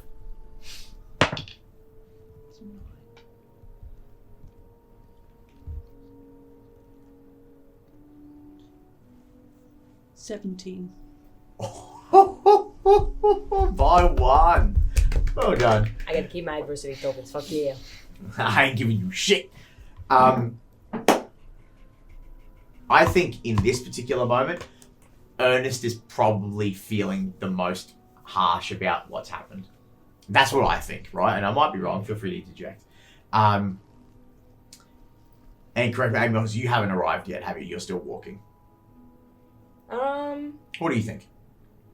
She'd probably walk in as the rewinding For sure. starts. So you put your wand up, and cable there, and very much like a laser, it shoots out and kind of peers over the room. And because you've got something to focus on, you know it's Maxwell. The laser, the kind of laser light starts at the plant. It reforms the bulb, which is big, and then in reverse, you start watching as it squeezes out, and at one point, it's an arm, and you see him crawling, and then he's in it, and that's when you realize that he had come to consciousness in the middle of being digested. And then, again, because you can only see the person you're tracking with that kind of roll, you watch as it looks like they're he's been carried like that, so he's been thrown over a shoulder or like very poorly. Like it looks like he's being dragged and or carried over. But at that point, he's definitely unconscious. Like he's pretty out cold. It goes back a little bit further, and you realize there's nothing. I say on screen. It's not in front of you. Sorry, it's happening backwards because you're replaying it backwards. From that point where he gets picked up, it's like he gets laid on the floor and then gets pulled up, and then you can reverse it, and then you realize it's like he fell backwards, and I explained it in the thing. He hits his head and his eyes go dark. So he hit his head and then he was unconscious for a split second because he didn't know that the mirror was a door. So he fell or got forced through it, hit his head, was knocked unconscious on the stone, was then shuffled over and then thrown into the plant and then left there. He came to consciousness while he was being digested, and then the plant pulled him back in and then continued to eat him. That was it. Holy shit. Amos appears. What the fuck was that? A replay. Looks like it's not just on you guys, but someone knows about this plant. What do you mean? Stop it. Does not guarantee that someone knew about the plant. They could have also stumbled in when they saw him fall through the mirror, because that looks like either a fall or a shove. So it could be either or. But Did we see who did it? no. Doesn't work that way. Oh, okay. Shame. Put it here. It'd be very useful for you if it did. Can I take a second to step back out of the mirror? Sure. And I'm going to call it the Blue Light of Doom, that spell that I use to find the hair. Oh, the forensic. The blue light of doom. Yeah, for sure. Just Blue Light of Doom. I'm looking for anything. This is going to be a brains roll again. Yep. This one will also be pretty high. I'm probably going to set it the same thing. I'll probably set it at a 17. Goodness, 17. Oh, 16, sorry. Because you're scanning an entire... It's not your little cupboard this time. It's a whole fucking hallway. Yeah. It's a whole No, classroom, yeah. sorry. A classroom outside of the classroom. Yeah, no. I think when you're trying to cover such a large space, it's just not working. You're too shaken. But he isn't, though. He's just a fucking Oh, annoyed. maybe shaken's not the word. Maybe frustrated, but I don't think you can just... You're trying to, and you're like, fuck, there's such a big fucking space to cover. Yeah.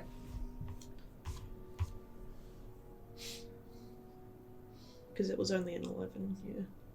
But what I'll give you, though, is the divination classroom. The divination classroom hasn't been touched since Brother Benjamin left, I think, is literally the last time. Maybe Headmistress Abbott came in here at one point with like one or two of the teachers and was like, oh, it's a crying shame that he's gone, but, hopefully he's all right. And the rooms got left there.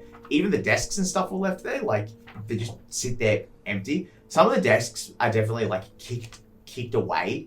So it seems like when he's run in here, he's, like, fumbled into it. So what you would get is he was fucking gapping for dear life. The fact that he kind of ran through some desks, he was definitely running for dear life. So it wasn't like a... So it looks like he was chased. Yes, thank you. It's not like it's like, oh, someone invited him in here and then knocked his ass out. It's like, it looks like he was chased for sure. I would give you that at least. Going back a little bit. Mhm. Is there anything odd about the set of keys? Is it just No, someone's it's keys? just his personal keys. Yeah. Mechanically, it was just another tool for you guys to decipher who it was. Yeah. I forgot that Amos literally did a whole thing about pulling moisture from shit, so I was like, fuck. But I was like, okay, you can just have that one for free. The keys would have led back to his car. Or his dorm, whatever the fuck. Yeah. Do you reckon, could we just keep rewinding and see where he started running from? I can give it a crack in here, because I imagine when rewinding, it was the consumption leading into when he was thrown into the plant versus being thrown through the mirror. So if I jump on the other side and keep rewinding... Yeah, it'd be the same DC. because you're trying to replay it in a big room, and it's a reality bending spell. Because, like, if we're able to figure out where the chasing started, we might be able to figure out who started the chase. Yeah. Actually, no, this one can go down to a DC 15. Sorry.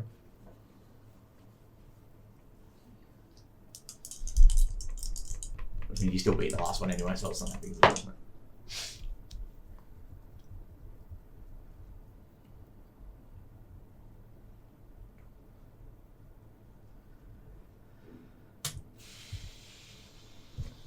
You gonna spend some tokens? Yeah.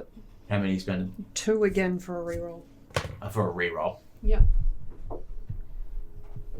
Because I don't have enough tokens to make up the difference. Right. Are we able to give like an assist? You or- can give your tokens over if you guys have any of your class features here that allow. Can we have a go at the spell? You can have a go. You said I could roll charm or Charm or brains. brains. Show me that spell. Teach me that one. Gets you to sort of show me what you did in the other room. You were around back then. Think of a VCR tape, but you're going backwards. Hey! We got 12, 13, 18. There you go. Reggie comes in, like, let me have a crack at it. Look, just opens a can with one hand. I'll take a stab at it. Hold your wand up. Same thing. So what you guys get, because it's a hall, like it's the mirror inside a classroom. Classroom connects to a hall, right? So every time you use this spell, it only does it within the confines of where you are, up to a certain point. So you hold this. Yes. I'm so sorry. Go Can I for it. put a glamour up while we're doing this so people can't literally see us replaying a kid running for their life and like Oh yeah. up and down a hall? Yeah, for sure. Cool. For sure. Um, that'd be brains or charm as well. Charms work for because you're lying facade reason, but brains if you're trying to be meticulous about it. Can I turn the aircon off? Because it's fucking freezing. Go for it. Thank you. And if it gets hot again, we'll crank it. It's pretty cold in here anyway. I got a 10 With a 10 total on what roll? on a brains. On brains, I would think it's with a 10. No, because that's kind of your whole shtick. I'll say yeah, it's pretty good. If a student happens along, it might be a contested roll, but in that case, it wouldn't be that bad. It's But- kind of like throwing like a blanket. blanket over us. For sure. You absolutely can do that. Now, so you put the spell up and it begins to rewind. And sure enough, it plays in reverse from where you see he went to pull his wand out and it turns backwards. Or rather, it's him coming back through the glass, and then you see that he was trying to pull his wand out of his jacket as he was getting ready to cast. He turns around and begins to sprint, and you can see where he's knocked those tables and stuff out of the way, where he's kind of just sprinted right up the middle.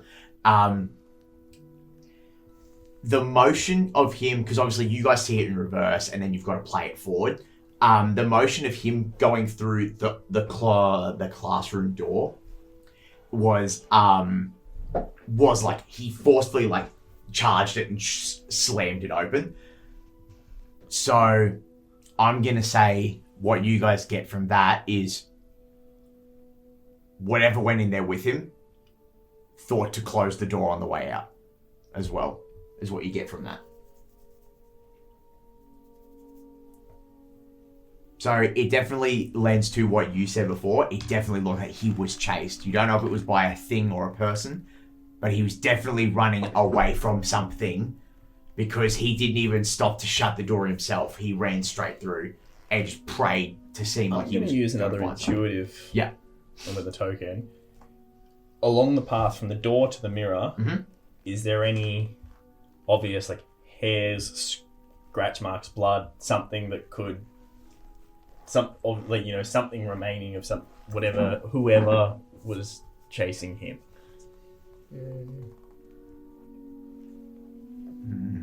Because intuitive just gives it to you. So combining it with the spell that I'm casting, watching the path that he came through, What I'm gonna is there say, anything that seems that is out of place or notable? using the same idea that you used when you were in the in Brother Benjamin's like hidden office, you take a step back and you try to scan over to be like, besides the obvious, which is the desks and the chairs being knocked over, what's out of place here?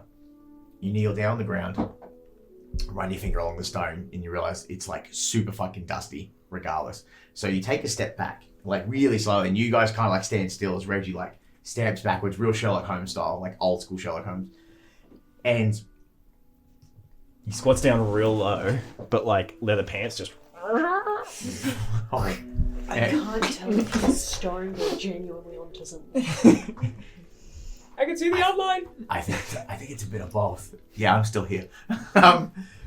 You look where the door got flung open. There's obviously a very obvious gust of wind that's blown up a lot of that dust. You can see some weird, odd angle shuffles, which seem to coincide when you play it back and forth. It coincides with the steps of old mate bumming through and knocking the fucking desks and his feet. You know, he's tumbling over his own feet and stuff. But what you also notice is outside what would be the periphery of like where any sympathetic motion in a room would blow dust, it seems that it's blown out a little bit more. So something that's coming after him or someone that's coming after him has come in with such an exuberant force that it's like also disturbed something. So what I think Reggie would get from that, and whether he relays it to the rest of the party, is this thing can move fast. Or it can output enough force. I mean, you saw the replay. It fucking launched him through that fucking mirror. It's either really, really strong or it's really, really fast. One of those two things. I think he has enough of a sciencey brain to fucking be like, oh, speed equals force plus momentum. Whatever the fuck I don't know the equation. You do, I don't. Something either big or fast came in here with some oomph. And now watching the thing, he was like pushed back through the mirror, you said, as he was trying to pull his thing out. Can we see on the playback any like imprint that looks like hands hitting him? No, magic blast. The spell doesn't work like that. The spell only shows the body of the person. So you see him get launched, but you don't see anything. I would think you would see anything. Like there wouldn't be like a ripple in his clothes or anything. Like we couldn't tell. Oh, there'd definitely be a ripple. But is it something big, something small? Does it look possibly like it could have So been does it magic look like hitting hands him? or magic? Right. I think it would probably contain within the way I had it in my brain, it's kind of like here in the solar plex where like it wins the fuck out of you. Yeah. And it's So nothing to it, just a small blast and a ripple in his clothes. kind of a bit. Yeah, he bends about here. So whatever hits him there takes him off his feet for sure. So it looks like magic. It could be magic, but also Could be a tackle. there's cave trolls, man. They swing with a fucking Yeah, club. true. They pick. You know what I mean? You literally fought a giant snake about 2 days ago that also could have fucking done that to somebody. Something came through quick and hit him hard. But was also smart enough to close the door on the way out. Or on the way in.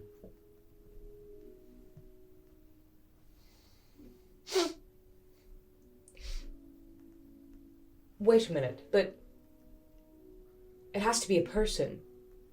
Because how could have all this happened and nobody heard a thing? We're in an abandoned corner of the school. With the ferocity that we're seeing this happen, as if nobody would have heard nothing. Unless you know anyone who was out late last... Just like this ding. I saw some fucking students sneaking around last night. Who?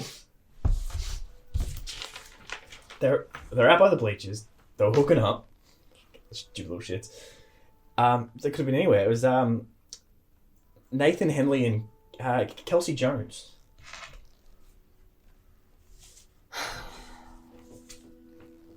You guys know that Nathan Henley is one of the blood ball players, one of the rugby players. It was out by the pitch, but they could have heard something through the night. It was out on the green, coach. But that's also my concern, is that if they heard nothing, if someone didn't want to be heard, if this is somebody with, casting capabilities, maybe they could have silenced themselves. Just a train of thought to go off on. I do not think it's those kids that have anything to do with or probably heard this. Could have seen something though. Out on the bleachers. Well, they saw them just before I passed out. I don't know mean, where they'll go. there's a big long hall that he would have had to run through first that's lined with windows to outside on the field. I'm just saying. There's a lot. Half of these older kids aren't in bed when they should be. Yeah. So someone could have seen something. Yeah, but then now we have to go through and ask every single student, were you guys up when you shouldn't have been? Or we could go up to the two that I caught hooking up out on the oval. Hooking up? Oh yeah, they were going at it. Damn, these kids today. It's a love potion. What? Oh! The mint has been disappearing from his cabinet, Who's fucking Kelsey the bitch? and we figured out. Oh, is that... Yeah. Oh shit! I wonder if even Nathan has a clue. He has no clue. The poor boy. Well then... She's been spiking his goddamn Gatorade. Yeah. Why do you think she goes and offers him drinks at his games? So what you're telling me is we have a student that's been out after curfew in a location she shouldn't be and been Drugging students? other students? Yeah. I think we could ask her some questions without her wanting to go spreading it around.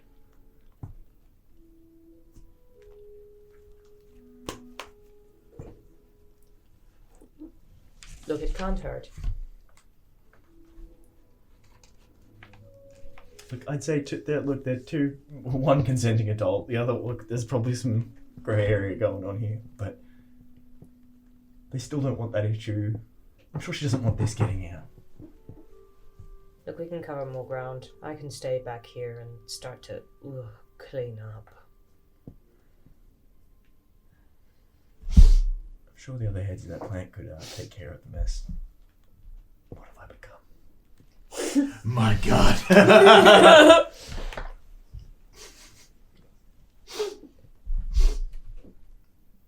Oh my God. Unless anyone else has any other thoughts. There's so many thoughts. Look, I'm just saying we've got multiple options that we can follow up on. We're multiple people. We don't all have to hold hands. I mean, I can chase up with Nathan. You know, we do Blood Bowl and training with the kids all the time. I can chase him up. Ask him if, was it Kelsey? If Kelsey's been a bit weird, maybe being a bit too clingy. Maybe just mention that we know what they've been up to and ask if they saw anyone else wander in the halls last night. Just be. I love a little bit of extortion on a Sunday. You got Just it. be prepared. He will probably tell you about how much he loves and devotes himself to her and will do her bidding. That's crazy. That's crazy. Is there like an anti-love thing that you can... Okay. What happened to back in the day? Just standing outside the window with a boombox. I used to throw rocks at people like you. She did. She That's- really did. You ever been married before, Amos? Can't say you have. Nope. I wonder why. Yeah, A lovely lady now, like Tony, Tony, hey, look, I wouldn't poke that bear. You see her stand there, she just goes... Don't poke that bear. Stop that. She pulls out both of her wands. Pulls out his wand and inverts it. It's just a pair of brass knuckles. Yeah, you're alright. Pulls out the popcorn.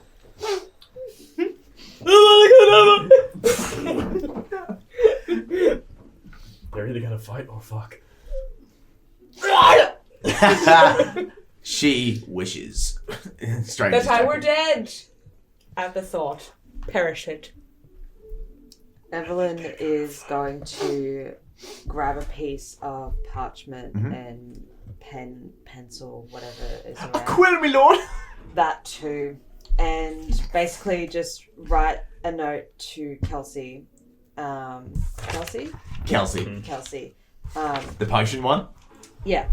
I didn't realise how similar I made the names. I was like, man, I just tongue-tied these poor sods. And Whatever you want. basically just have a note that is like a request to come to the classroom Ooh. and have like a set time and everything like that. Like meet me in my classroom at 2 p.m. sort of like thing. Today, on a Saturday. Yeah. Hot damn. Okay. Yeah. I'll get her to come to my classroom and I'll ask her some questions, see what we can figure out from there. I'll bring up the mint leaves being taken from your cabinet. Hopefully that puts a fire under her ass. While you do that, I should probably clean it up. You want some help? Nope. Oh, okay. Should have burned that plant alive fucking long. What does Ernest do to clean that up? He's going to specifically kill the plant before he sets it, like, on fire. However, of note, I'm gonna borrow the back of your note. So this is like a traditional Venus flytrap. They've got that big fucking... Why'd you have to break on me then, you disrespectful shit? Big spiky shit. Big spiky shit. Up the top. But this plant is also partially what is called a basket asparagus here in Australia. Where it's got all of these vines with these little fucking potatoey ass growths on them. Those potatoey ass growths will not burn. But he harvests all of them. And he keeps them, even though they're tainted with human remains. They'll be potent. All of the plant matter, human matter, from what would be called the crown of the plant up,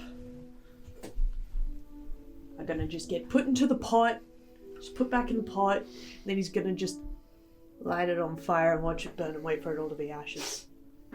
Dark. And which it does. Burns away to sin. Then he's gonna look for the nearest thing that looks like an urn. There's 101 fucking Did we babies. just burn the kid? Yep. And the plant. In the plant. Oh my god, You're we're right. criminals now. You're all accessories. There's definitely 101 vases and pots in this fucking... Yeah, I'm so gonna it's say I tractors. wandered out with Evalyn and just been like, how the fuck are we going to explain this kid's missing? That's your burning remains. This is my problem. Don't you guys worry about it. Don't you even worry. Don't worry about it. I think it's a more dignified way of delivering him. Then half dissolved. Oh yeah, sure. I'm sure his parents are gonna fucking love it. Sorry. Do you want the plant vomit bag instead? I don't want any of it. Neither do I really. But we're here now. Hold this! And he hands the urn to him. Just put the pepper kid in the jar. Yeah, Mr. Fucker.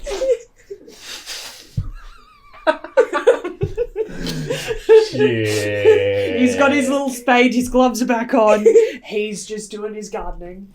I think there's a moment after we kind of go through the motions of that. Tony kind of walks away, and anyone who wishes to, this would be a brains roll. You can make a brains roll as he starts whispering something under his breath, but as he begins to like kind of walk away. If anyone wants Is to, he they doing a can. prayer, is he? Oh yeah, he is. But like not like one like the reciting ones. It's kind of like, you know, when like in Orthodox religion, we kind of make Under we can brains? say our own. I Under got a brains. 4. Ooh, I exploded. Exploded. Do I just roll again? Yep. Oh, hey! That's 20 total. Hot damn. Did you roll as well? No, you didn't. Yeah, you find he kind of holds away, and what he says, it's not like a typical, like he's reciting something from the Bible. It's one of those... You might have been a shithead, but you didn't deserve that. Sorry, kid. And does the... Kisses his necklace, and then he kind of just sits in the corner and just waits while he's holding his fucking urn. Because was Amos the only one who heard the prayer? Yep. She's gonna. I dare say so. You rolled a fucking 20. Yeah. She's gonna, considering this has already been cleaned up, Amos is gonna go and like follow up her own ideas of what's happened here today. But she's gonna whisper something to him before she leaves. Is that what you're saying to me right now? Yeah. Okay. What do the rest of our faculty want to do now that we're like the room's cleaned up, the plant's gone? What are we gonna do?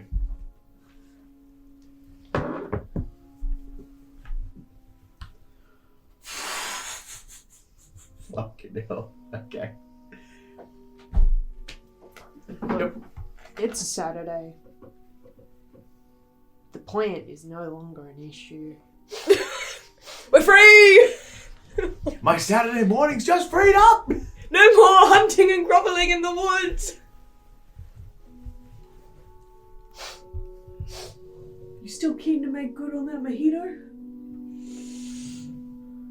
Because I need double strength. Yeah, I was gonna do a jug each. Thanks. Let's fucking get out of here, man. Back to the common room? Yeah. Back to the common room. Tony walks kind of in the middle of the group. He's got the urn under his jacket, so it's like kind of hidden. You know what I mean? He's the most like non-wizardy kind of magical person. But you know full well, the second they're like, hey man, you know you're actually a wizard, he got a jacket that has like a fucking interdimensional pocket in it so he can store heaps of shit. So he just went... Oh, yeah, it's a pocket of holding. Yeah, pocket holding. Hey, I So respect that. He just went thunk into his his leather fucking jacket and is just like kind of tucked away in there.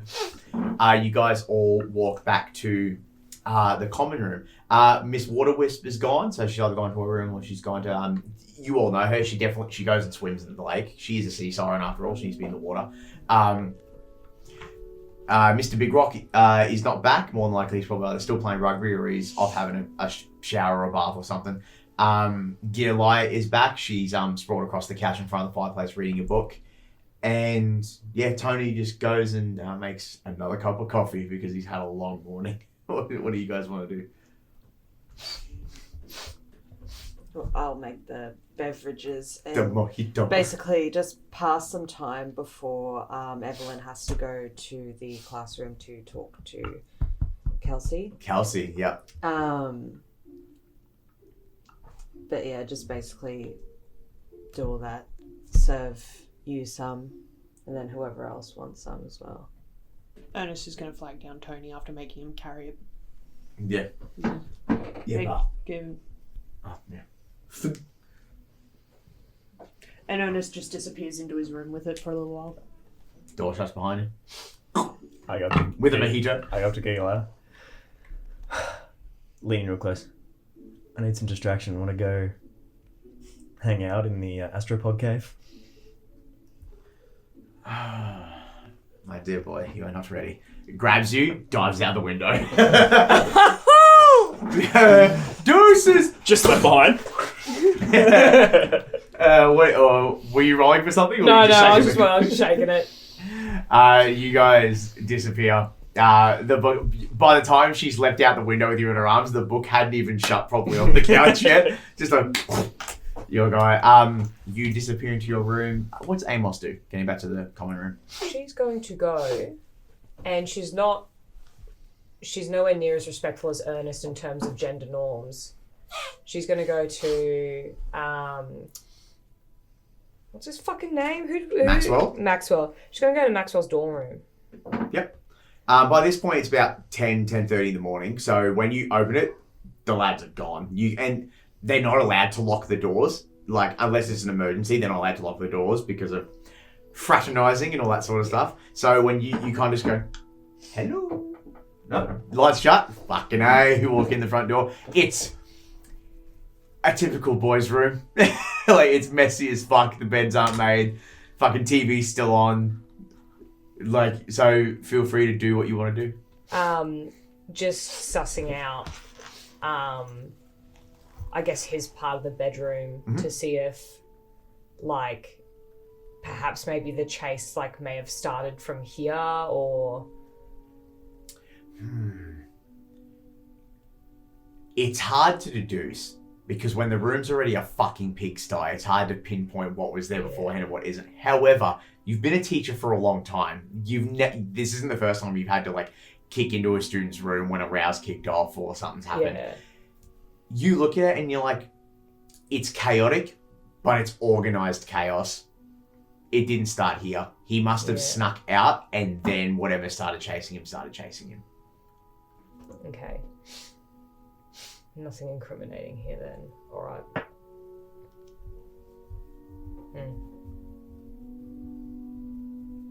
Fucking bugger. I mean, Cheeky bugger.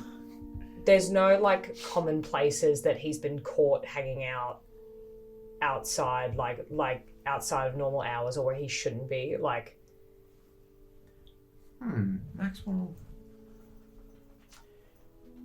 He's definitely been caught just roaming the grounds at night.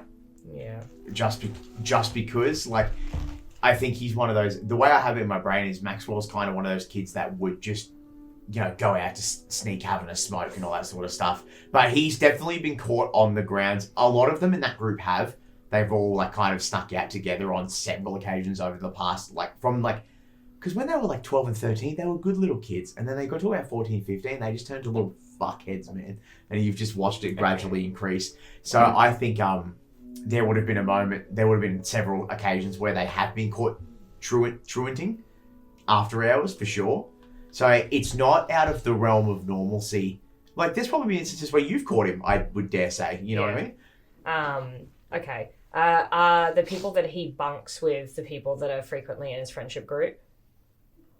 It would have been...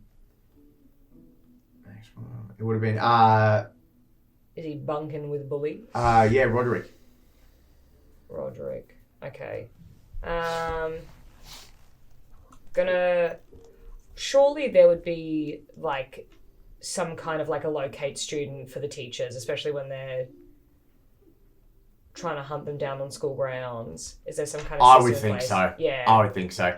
It's one of those things where it's like, I feel like, because as a teacher, it's your job to look after them, but you also can't like just blatantly invade their privacy. They are young people. So I think it's like where are they? Bing! And it kind of gives you a rough estimate of where they are. And like, as you get closer, Like it tells you the room that they're in. It tells you the room, exactly, but it doesn't pinpoint exactly where they are in case they are fucking about. But absolutely, I think that's a thing that you can do. I want to find Roderick. So, wand up, and it shoots a little stream that only like you can see, like Dead Space style, and you're like, going this way.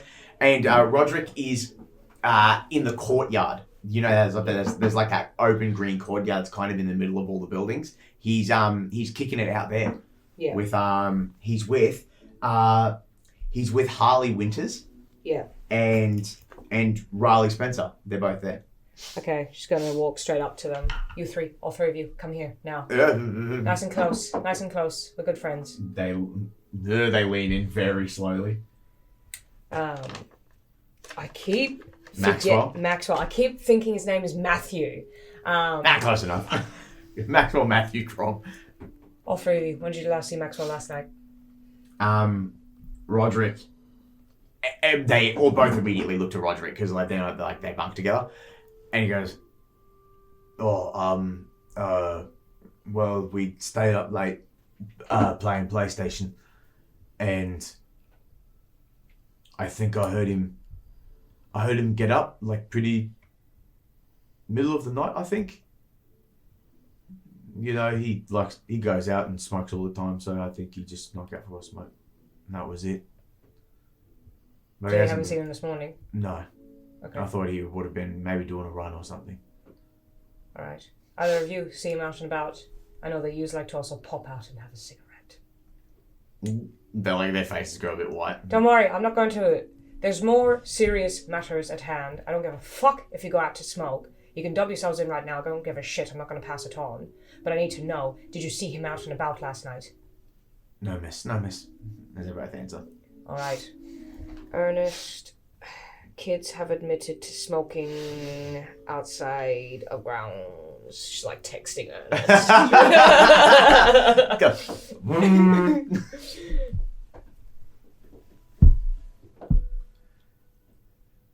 You could feel like the hands on your shoulders. It's like reading the text What message. fucking kids? I don't have any. Zero context. No, she wrote down the fucking kids' names. Like it's a secondary text where the names pop up. You're like, "Oops, I forgot." Lol. Yeah. And it's over. You could feel it like over your shoulder reading the text message. Be like, "Oh, she's spicy today." She goes, alright. Okay. Alright. Okay. Ask him where outside of grounds. Where? Where do you smoke?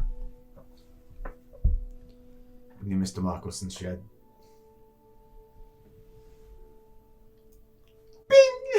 Tell him I'll give him pot. If. And only a little bit. They show me where. They show you where. Yeah. Amos like kind of like looks around and just like shows her phone screen to them. You didn't hear it from me. Yeah. Roderick kind of puts his hands in his tracksuit pockets. He's like, and you guys go forward. And it's groundskeeper Michelson's tool shed. It's like where he keeps his fucking lawnmower and his tractor and shit. So his butt's on the ground. Yeah, dude. Yeah, dude. He smokes in his shed for sure. He's got that, and he does like what we've done at old job sites where he's got those thin, tall orange bollards, and he's just tied the piece of like the orange flags, and that's his designated outdoor smoking area because legally he's required to have one. So he's just made it, and it's one collapsible seat and a bin with fucking butts all around it. Of note, when they turn around to walk off, Amos will go to depart, but she'll do like a little whistle just to get their attention. And she'll go, "Don't let me catch you doing the wrong thing. You'll get into trouble." Yes, miss. And then she will simply, I guess, go back to the common room. She's exhausted what she thought would be a lead. Mm-hmm. What about everybody else? Well, we all know what you're doing. I'll just recap it real quick. Uh-huh. So, with the urn, Ernest has just kind of gone out of his way to, like, try and, like, put it on one of his bookshelves, and he's put, like, some flowers next to it, and he's all like, "Fuck, I'm sorry, kid, but you're stuck in here with me for now." Hey! Yeah, like, I didn't expect a flatmate, but at least you don't talk back. Hey! Yeah. Hey! I cooked you breakfast. That was me. I cooked me breakfast. I helped. I smelt it. I tasted it. I ate it. I eaten it. I thought of it. I manifested it. It's just it doing all of these different voices. For some reason, my brain was like, I put my dick in it. That sounds like something you would say. Yeah, that's why I thought of it. Depending on the time of year, yeah, he would say that. My dick's in the beans. This motherfucker eats beans. Oh my god. He gets real mad about like the fact that you're bullying him, and he goes, "Do you ever wonder why you wake up in winter and your socks are always off? Because I take control of the arms and pull them off while you're asleep." That's pure evil. It's because we sleep in your form. Now you wonder why you don't have socks on when you wake up. Fucking cloven hooved having fun. I win.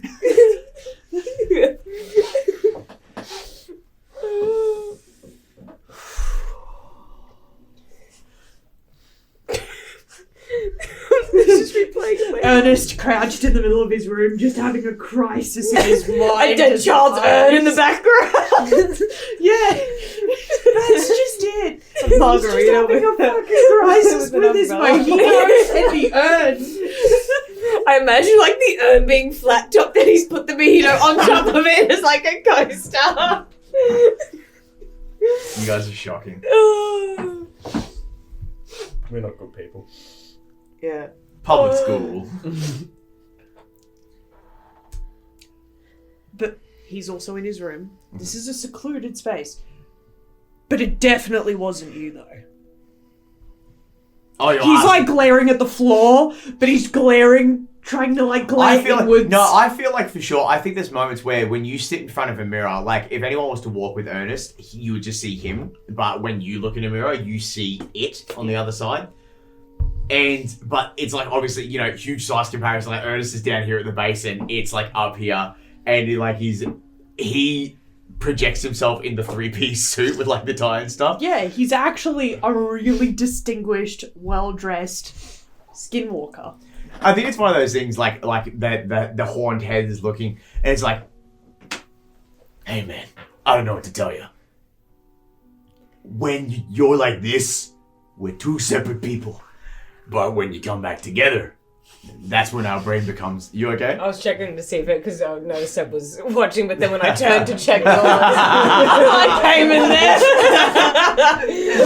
I was like, ooh. Just pinpoint with like surprise Skye. I saw the eyes widen. I can tell this one's still going because of the big red light on the front. Oh, Love that. He looks at you and he goes, when we're like this, we're two separate people. But when we become together, the brain becomes one.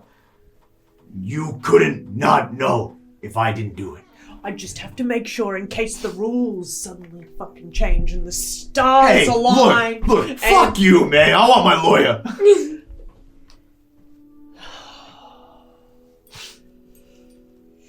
I haven't You eaten. don't have a fucking lawyer, firstly, because he's my lawyer.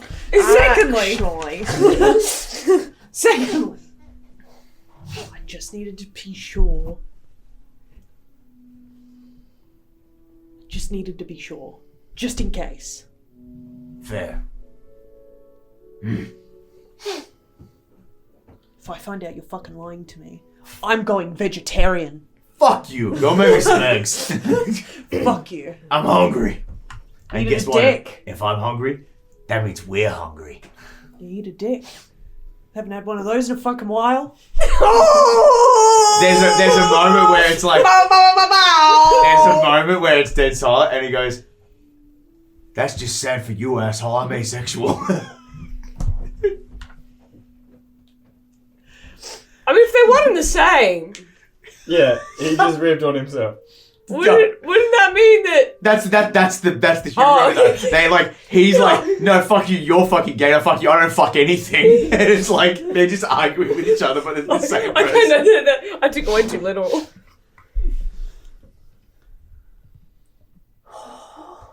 It's a menace, let's be real. He says the polar opposite just to annoy the fuck out of Ernest. Yeah, I can see it.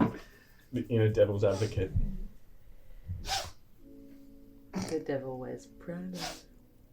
I tried to get Ernest. Prada, it was too expensive. While the reflection's there, Ernest just goes and gets a towel and he just starts hanging it on the mirror. You're in timeout. If someone if there was a camera watching it, Ernest would walk away, but the reflection of it would still be in the mirror. And the little Ernest comes along with a fucking towel and like hooks it up on the edge. And for you, it actually muffles for me. He's like, oh, You're in timeout. don't fucking walk, You're in timeout. Sick of your shit. Fucking need more alcohol. Evalyn! Evalyn, you're gone by this point because you have a little meeting to do at 2:00 in the afternoon. So as the day kind of continues on, it was Kelsey you called to the office, if I remember correctly. So you're sitting in the office, you're like, neating yourself all up and washed your hands after that fucking immediate kerfuffle, and she walks in like an Adidas tracksuit, in like that burgundy red kind of color. You know, it's Saturday, it's cold, they're not going to be wearing like their little proper school clothes. And she walks in, hair in a high ponytail. She goes, morning, miss. Take a seat. Okay. There'll be a chair in front of Evelyn's desk, and Evalyn will be in her seat. Essentially, arms crossed, just... And she sits down in the chair in front. That's real teacher energy. It's all a front, mate. She's fucking drunk. And the back of your head is like, I had 6 mojitos before I got here. That's why I have to sit down, because I can't stand up. She has one on her desk as well. Wow, we're just in front of the student. For a specific purpose, there is mint in it. Right. Okay. Do you know what's in my drink? He like leans forward. What do you want me to sip it? Do you want me to smell it? What's the garnish? Okay. I don't know. Parsley. Dumb bitch. I had to think of something on the fly. I was like, what's the plan?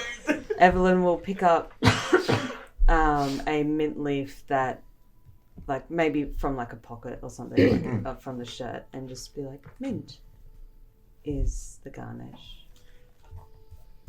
You know when like kids realize they've been caught out and they get real stiff and it's very obvious? It's one of those moments. You're like,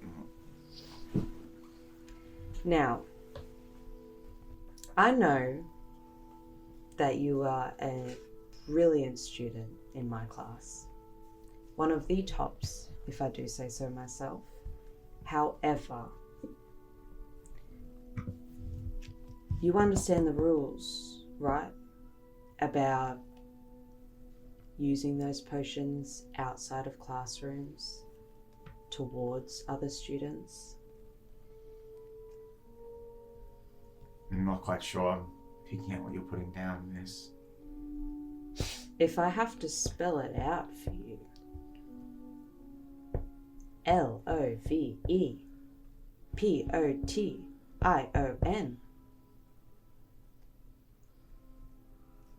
She gets a bit white in the face. She's like all the colour leaves.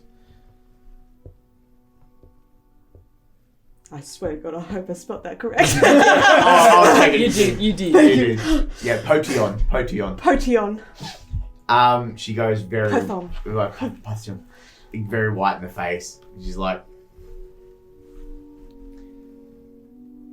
so, what's Ernest's last name? I always forget. Hickory. Hickory. Thank you. So I was like, it's a wood name. And I was like, oh. So Mr. Hickory figured it out then. Yes.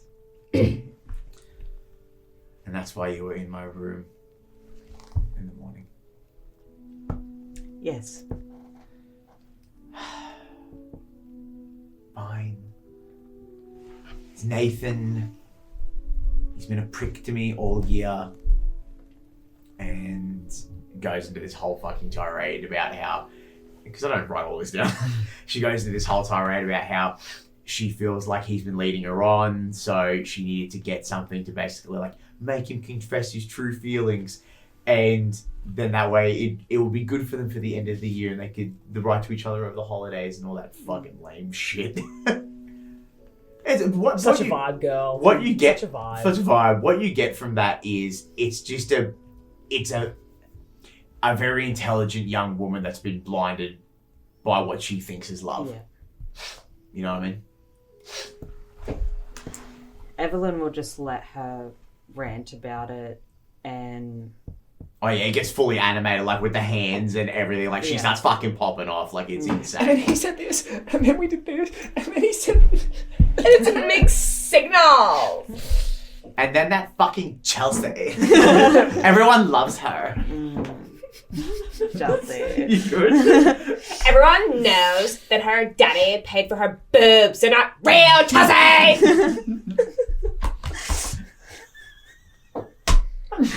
Which is weird, because, like, whose dad would pay for, like, their daughter's fake tits? It's giving...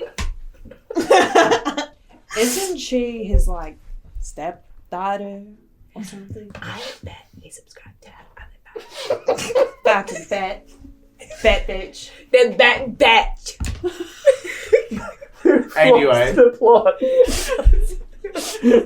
our murder We got mystery him is to tears! We got him in tears! Oh shit. Poor Sammy's cracked. Good. Took a while. What you got there? Evalyn will just, don't worry. Been there, done that. It was only a couple of years ago. I was your age, literally. Slides her a margarita that has no alcohol in it. What do they call it? A mocktail. A mocktail There instead we of a go. cocktail. Take a sip, calm down. Fruity. There's a truth potion in it. Fuck. I'm fucking dead. Psych. Sucker! But Evalyn will just... I just want you to know that I am willing to let this slide. However, there are two things I have to ask of you. One is a question. The other is that you discontinue this. Otherwise, I will have to write you up. What's your question? Last night, Mhm. when you were out, did you see or hear anything at all that was going on in the school?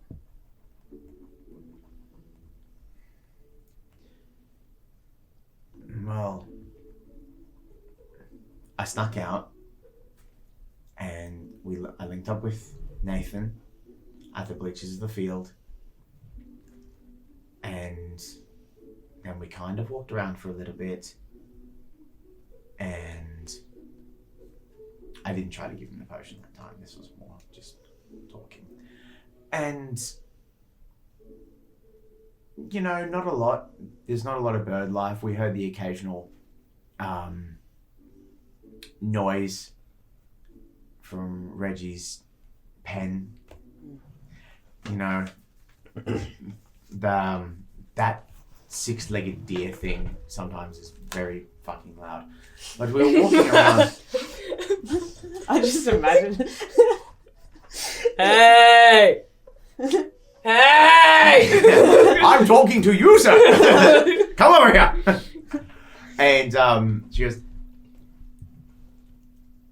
we did notice, we thought we saw someone running through, you know, past the big window where that connects onto the field. And then a couple of minutes later, it looks like someone else followed, but we don't know who that could have been. We didn't really go and check, you know, it's not like fucking Scooby-Doo. We're going to go have a look. Fuck that. Was it a similar size to the first thing you saw? Oh, yeah, I've never seen one before, teacher, so I wouldn't know.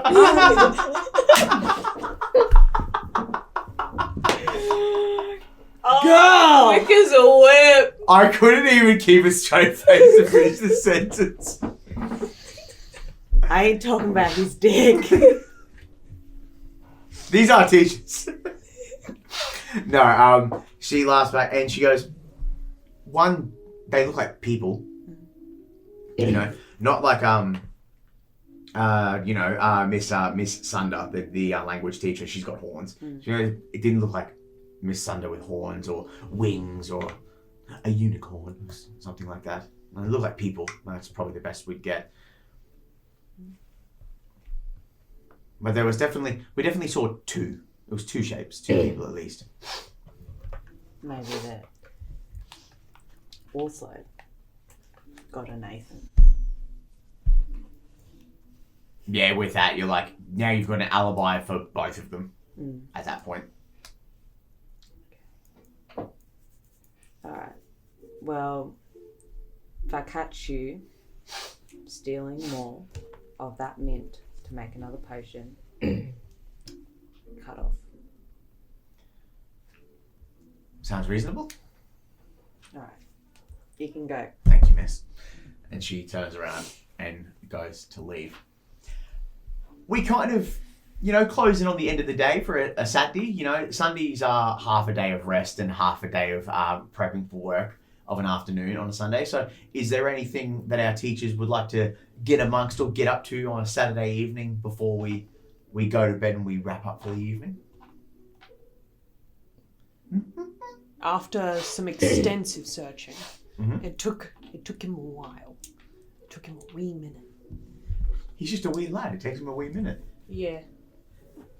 He has managed to convince Evalyn to give him at least 2 more jugs of mojito, and he's retreated and retired for the evening. Getting silly on a Saturday. Anything else? I'm also just check in on Ernest after today. Mhm.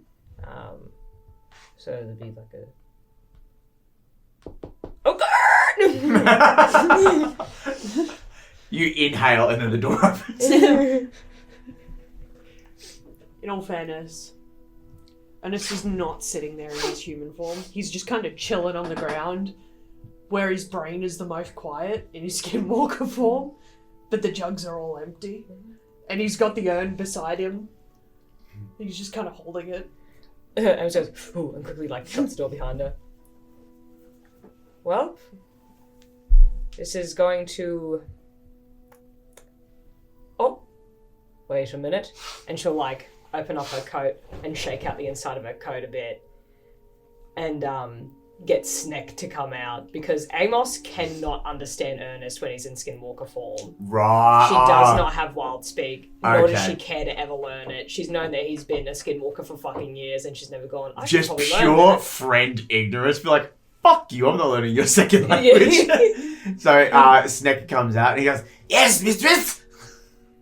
You know the usual. You know the usual. You're on translation duty. He kind of Right away. rolls over to get on eye level with Sneck. Yeah, he rolls in, he's like, what's on your mind, big fella?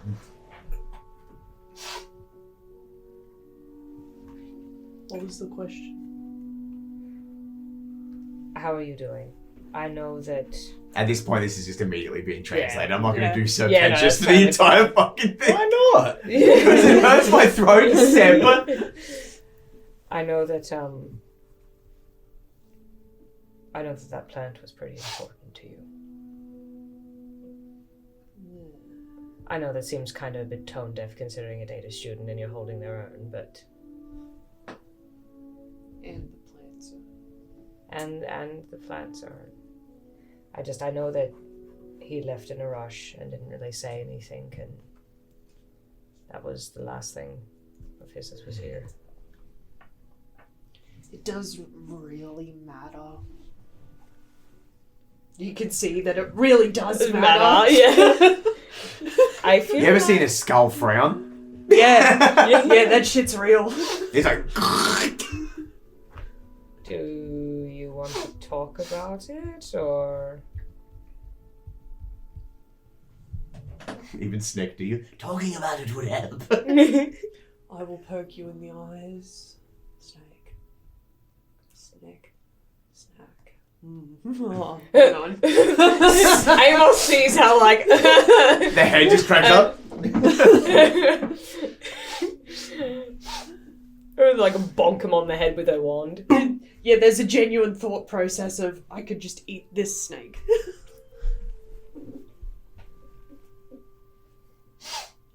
I think I'm just going to mourn it in my cups for now. And then when I have my head back on, we can discuss it in a little bit more of a less fresh situation. He's waving his wand around. He doesn't need it in this form, but he's waving it around. Can I ask you something? And it's probably going to seem really out of pocket. But, I mean, so far, both of the kids that have died they've been pretty big fucking bullies. And they've hurt a lot of kids over the years. I can't help but feel that somebody's biting back. And it's kind of feels like a karmic circle coming for them. He holds his hands either side of the urn. He goes, shh, I don't want him to hear you. I don't want him to hear you, but I think Maxwell was right. I think he was right. I don't want to admit that it could have definitely have been, literally any of the kids he's been bullying finally biting back. He described it like a wanker. Wanker! In detention. Absolute wanker. But he did list off some of our good eggs. I'm trying to find where I fucking wrote this list of fucking kids' names. I'll just assume that he knows them and has shared them. Yeah, they're right there. Paige, Ash, Leslie, Oscar, and Thomas. But don't tell Evalyn that I suspect Thomas. I mean, what if it is someone, like, dealing out their own form of justice?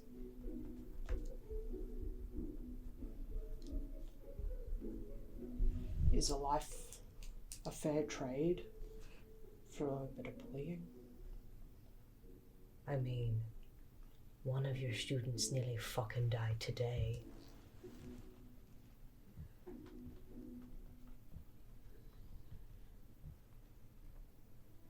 And I'm not talking about spitballs on the side of the face, firecrackers up someone's skirt. The other kid had their fucking arms popped out of their fucking sockets.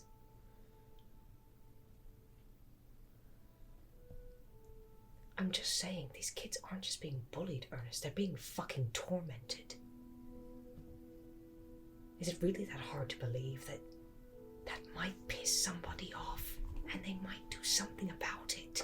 I can understand that someone would probably do something about it.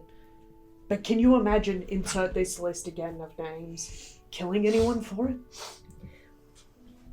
I mean, what if they didn't mean to kill? So far, both of them kind of sound like... Oh, well, I guess the plant one seemed a bit premeditated. Okay, I take that back. Still, I don't know what I'm saying. That's stupid, just forget about it. You have a point, though. I just don't want him to know that I think he's right. And you are probably right. You really think it's one of them? It could be more than just one of them. It could be endless people that these kids have pissed off over time, and a piece of straw has finally broken the camel's back. You know what I think? I think if any of them had the backbone to do something like this, they wouldn't have been targets of bullying in the first place.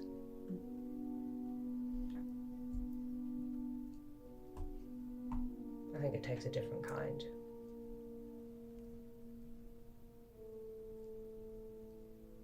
Food for thought, I suppose. Anywho, nothing we can do about it now. Dead and gone. Sorrows, prayers. Sorrows, prayers.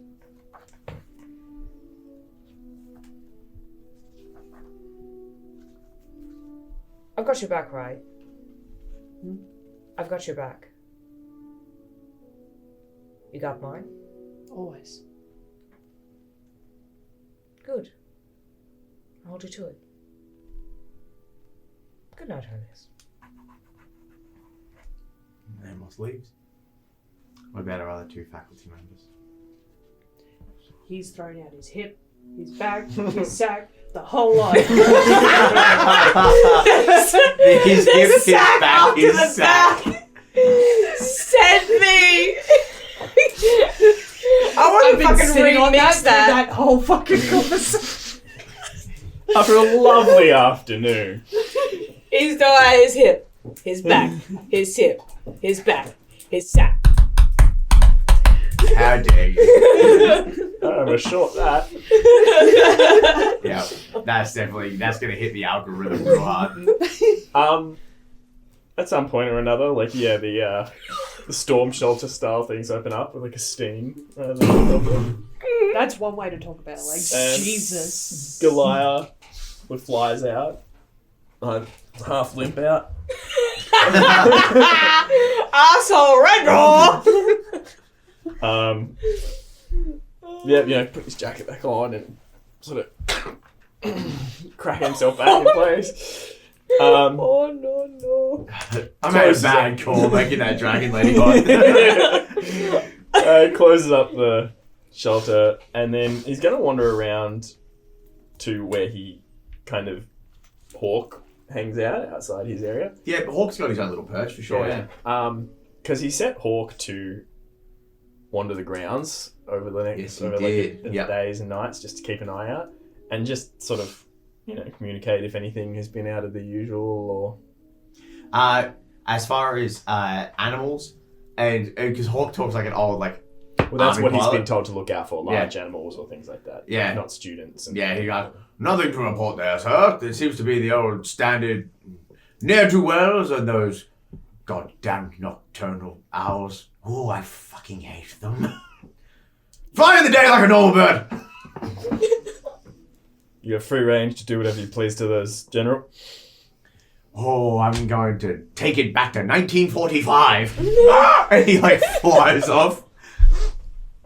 Oh my god, this bird's a war criminal! Why and is then- he Fowler from Chicken Run? That's the idea. Yeah. And then, yeah, going Good heavens, the no, I'm a animals and- chicken. Is also how intelligent would there be any like ability of communication or understanding to talk to the astropods, the big snails? You've got wild speak. Yeah, but You how absolutely can talk to them. how intelligent are they? Brother, they're like you after ripping like 100 billies. Like, they're just like, Reggie, my dude. The sharker is internal in your brain. Yeah. What's happening? I didn't know you were cool like that, man. That teacher's a total babe. You were watching? I thought you guys were sleeping. How could we? She lit up the cavern with fire, my dude. Cool. Sorry about that, guys. Just You've only thrown off our entire cycle. It's fine. It'll take a week to recuperate. Hotbox to reset. Yeah, it's like... Ooh. Just keep an eye out when you guys are wandering the fields at night for me. If you're noticing anyone unusual wandering around. If you see anything weird, just give me a heads up. All right. Deputies. And he begins to like... In like a wave chorus, like behind him, all the other astronauts. Deputies! Absolutely. They remind me of, what's his name, Flash Johnson from Zootopia, the Yeah. fucking sloth. that's Yeah. exactly what I Yeah. was feeling. That's where I kind of got the idea from. So But yeah, I set the the nocturnal creatures that wander the grounds at night to keep an eye out. For me. sure. For sure. You don't know how good the intel will be, but No. I'm trying. They're my only things that have free reign of the. Help me, astropods. Grounds. You're my only hope.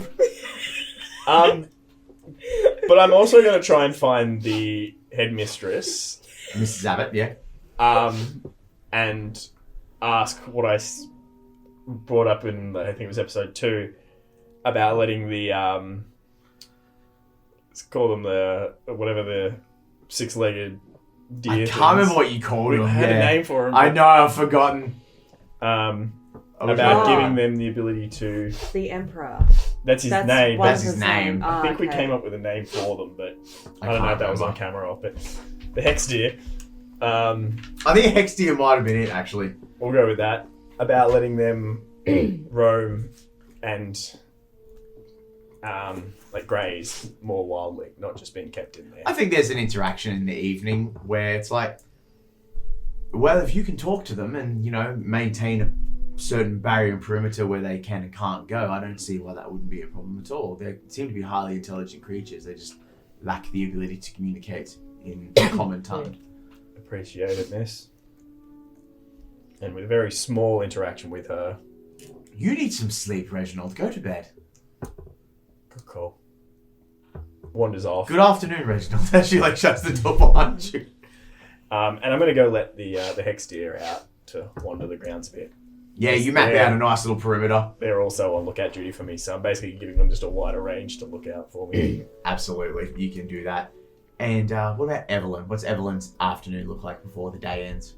Because Evalyn, after she basically excused that student, she's going to grab some vials and bottles and stuff of, and make some potions and powders and shit. Mm-hmm. What I would like to do is basically make a potion where it's like a dream state sort of thing, but you have to be in the area that you want to be in that dream state of. And I want to know if it's capable to do something like that, and basically the events of that room or that area being played back like a dream. You're basically talking about, like, I don't know if anyone I'm ever saw talking about astral shit. it's very much like that Jake Gyllenhaal movie Source Code. If anyone watched that movie's ridiculous. It's the idea of like So can I replay that event Yeah. by using a potion? I'm gonna be 100% real with you because it still falls into the same line of divination. I don't think it would work. Would it work if it was like more of a seance type thing, but the potion was basically to put you in that dream state, but you had a seance? So kind of like putting you in a lucid state to connect with the other side. Yeah. To talk to fucking what's his name. I'm gonna have to think on that. I'm gonna say what we'll do is we'll preset it. You get into your book and you're like, okay, if I want to do like an astral projection kind of thing, this is all the materials I need. Yeah. Maybe I should talk to Amos about it because she kind of knows a little bit more about like spell casting and stuff. And when we go into the next episode, I'll have a thing for you, like whether you can do it or not. I think that'll be fair because I need to really think about the limits of like where the line gets cut. Yeah. So I'll have to think on that. But leave that with me. But you can absolutely prep all of your ingredients I'll to do an prep astral that. projection. Excuse me. The other thing I Ritual. wanted to ask that was more immediate was kind of like a powdered alarm sort of thing. So I want to basically put like, it's going to be like a charmed powder where essentially kind of like firecrackers, sort of like, what's the word? Gunpowder sort of thing. Yeah, black powder. Yeah. And it will basically set an alarm off to the person that said it, sort of thing. So it's like the alarm spell. Yeah. Yeah. But powdered form. Absolutely. I want to do that We call that cocaine. at the door of the classroom Uh-huh. where the mirror led to the other office. Oh, so you're setting up like a tripwire. Yeah. Yeah. And the reason for that is because what if they checked to see if he was digested fully? Right. Okay. For sure. So you go in there real stealthy, like because you can I teleport. can teleport. Yeah, you just go fabulously on the way out. You're like, Yeah. Tony sees you disappear. He's like, man, that woman's fucking incredible. You like disappearing, and very quickly, just a little vial, a nice thin line of gunpowder, and you click and you watch it, and it glows, and it kind of becomes translucent a little bit, so it's like kind of stealthily hidden away. Yeah. So if anyone crosses that threshold that's not you, you know it's going to go off. Yeah. You absolutely can set that. I'm not going to make you roll for it. That's fine. Amazing. But that's everyone's evenings. It and Ernest. That's yes. Besides getting on heaps of margaritas. Mojitos. Very different. Forgive me. Sorry. After a while, there's like, Ernest just kind of crawls out of his room, but he's still in skinwalker form. It's like this really fucking grotesque. How late at night? We're talking like Reggie's not back yet.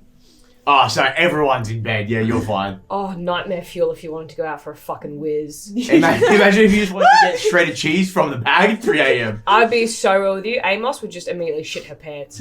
Not even as a joke. She would dookie in armies. Just fat dookie. Yeah. So he's just And you're the defensive dueling teacher. Like, what the I'm fuck? allowed to be a pussy. A pussy. Anyway. just makes his way out to Reggie's door. He pulls out a tiny Ziploc bag with an eighth. With extreme precision as to not puncture the bag with these talons that this fucking thing has. Then he pulls out a little vial. He turns it, and it's labeled THC. 1 milligram. And he tries to get it under the door, but it kind of gets wedged there. And then he goes to the fridge to eat a handful of cheese. There it is. And it's the meme. It's the meme of the cheese monster. That's what it is. The cheese tax. The Cheese tax. Yeah. Absolutely. And then he goes back to bed. Absolutely. Everyone finds rest. another body to add to the list. And the mystery, the plot kind of thickening and kind of not thickening. But it's going forward nonetheless. It's getting creamy. It's getting creamy. We're in the macaroni stage Yeah. of that. That's what good Oh. pussy sounds like. Yeah, But everyone finds rest, and I think that's where we're going to end tonight's section and wrap it up on that one as we go back onto a Sunday. I'm going to quickly write that down before I forget. Fucking holiday. Sunday. Oh yeah, you know Anthony's all about it. He's like, yeah, it's the fucking Lord's Day, jackoffs. Get your asses out of bed. I'm all about hiding his fucking Bibles on a Sunday. How dare you. After the Amos definitely cheese, draws you're dicks around now. hiding Bibles. He walks up and he goes, I know you had something to do with it. There's just a bit of cheese where the Bible was. Oh! Melted together. You left evidence! But it wasn't me. Oh, he wouldn't know either, so he's just like, you're a fucking gremlin. anyway, we'll leave that for next episode. Thank you very much, so much everyone for watching. It's been fun. Kind of getting, I think we're just over the halfway point now. So a couple more episodes ready to put in the bag, and then we'll wrap this adventure up. But it's been fun. It's been fun watching you guys really get into playing the system. It's been really good. It's a good system. Getting schooled on it has been fun. But yeah, it's real good. We'll do a wrap up at the end where we kind of sit down and talk about it, what we liked, what we didn't like, all that sort of stuff. But no, it's been fun. Yeah. Hope you guys liked it. If you do, put it at the bottom. If not, don't. Doesn't matter. We do this because we enjoy it. The validation is nice, but we do it because it's fun. But that's all for now, and we'll see you guys in the next one. Bye. Intonatia's mystery will continue next week.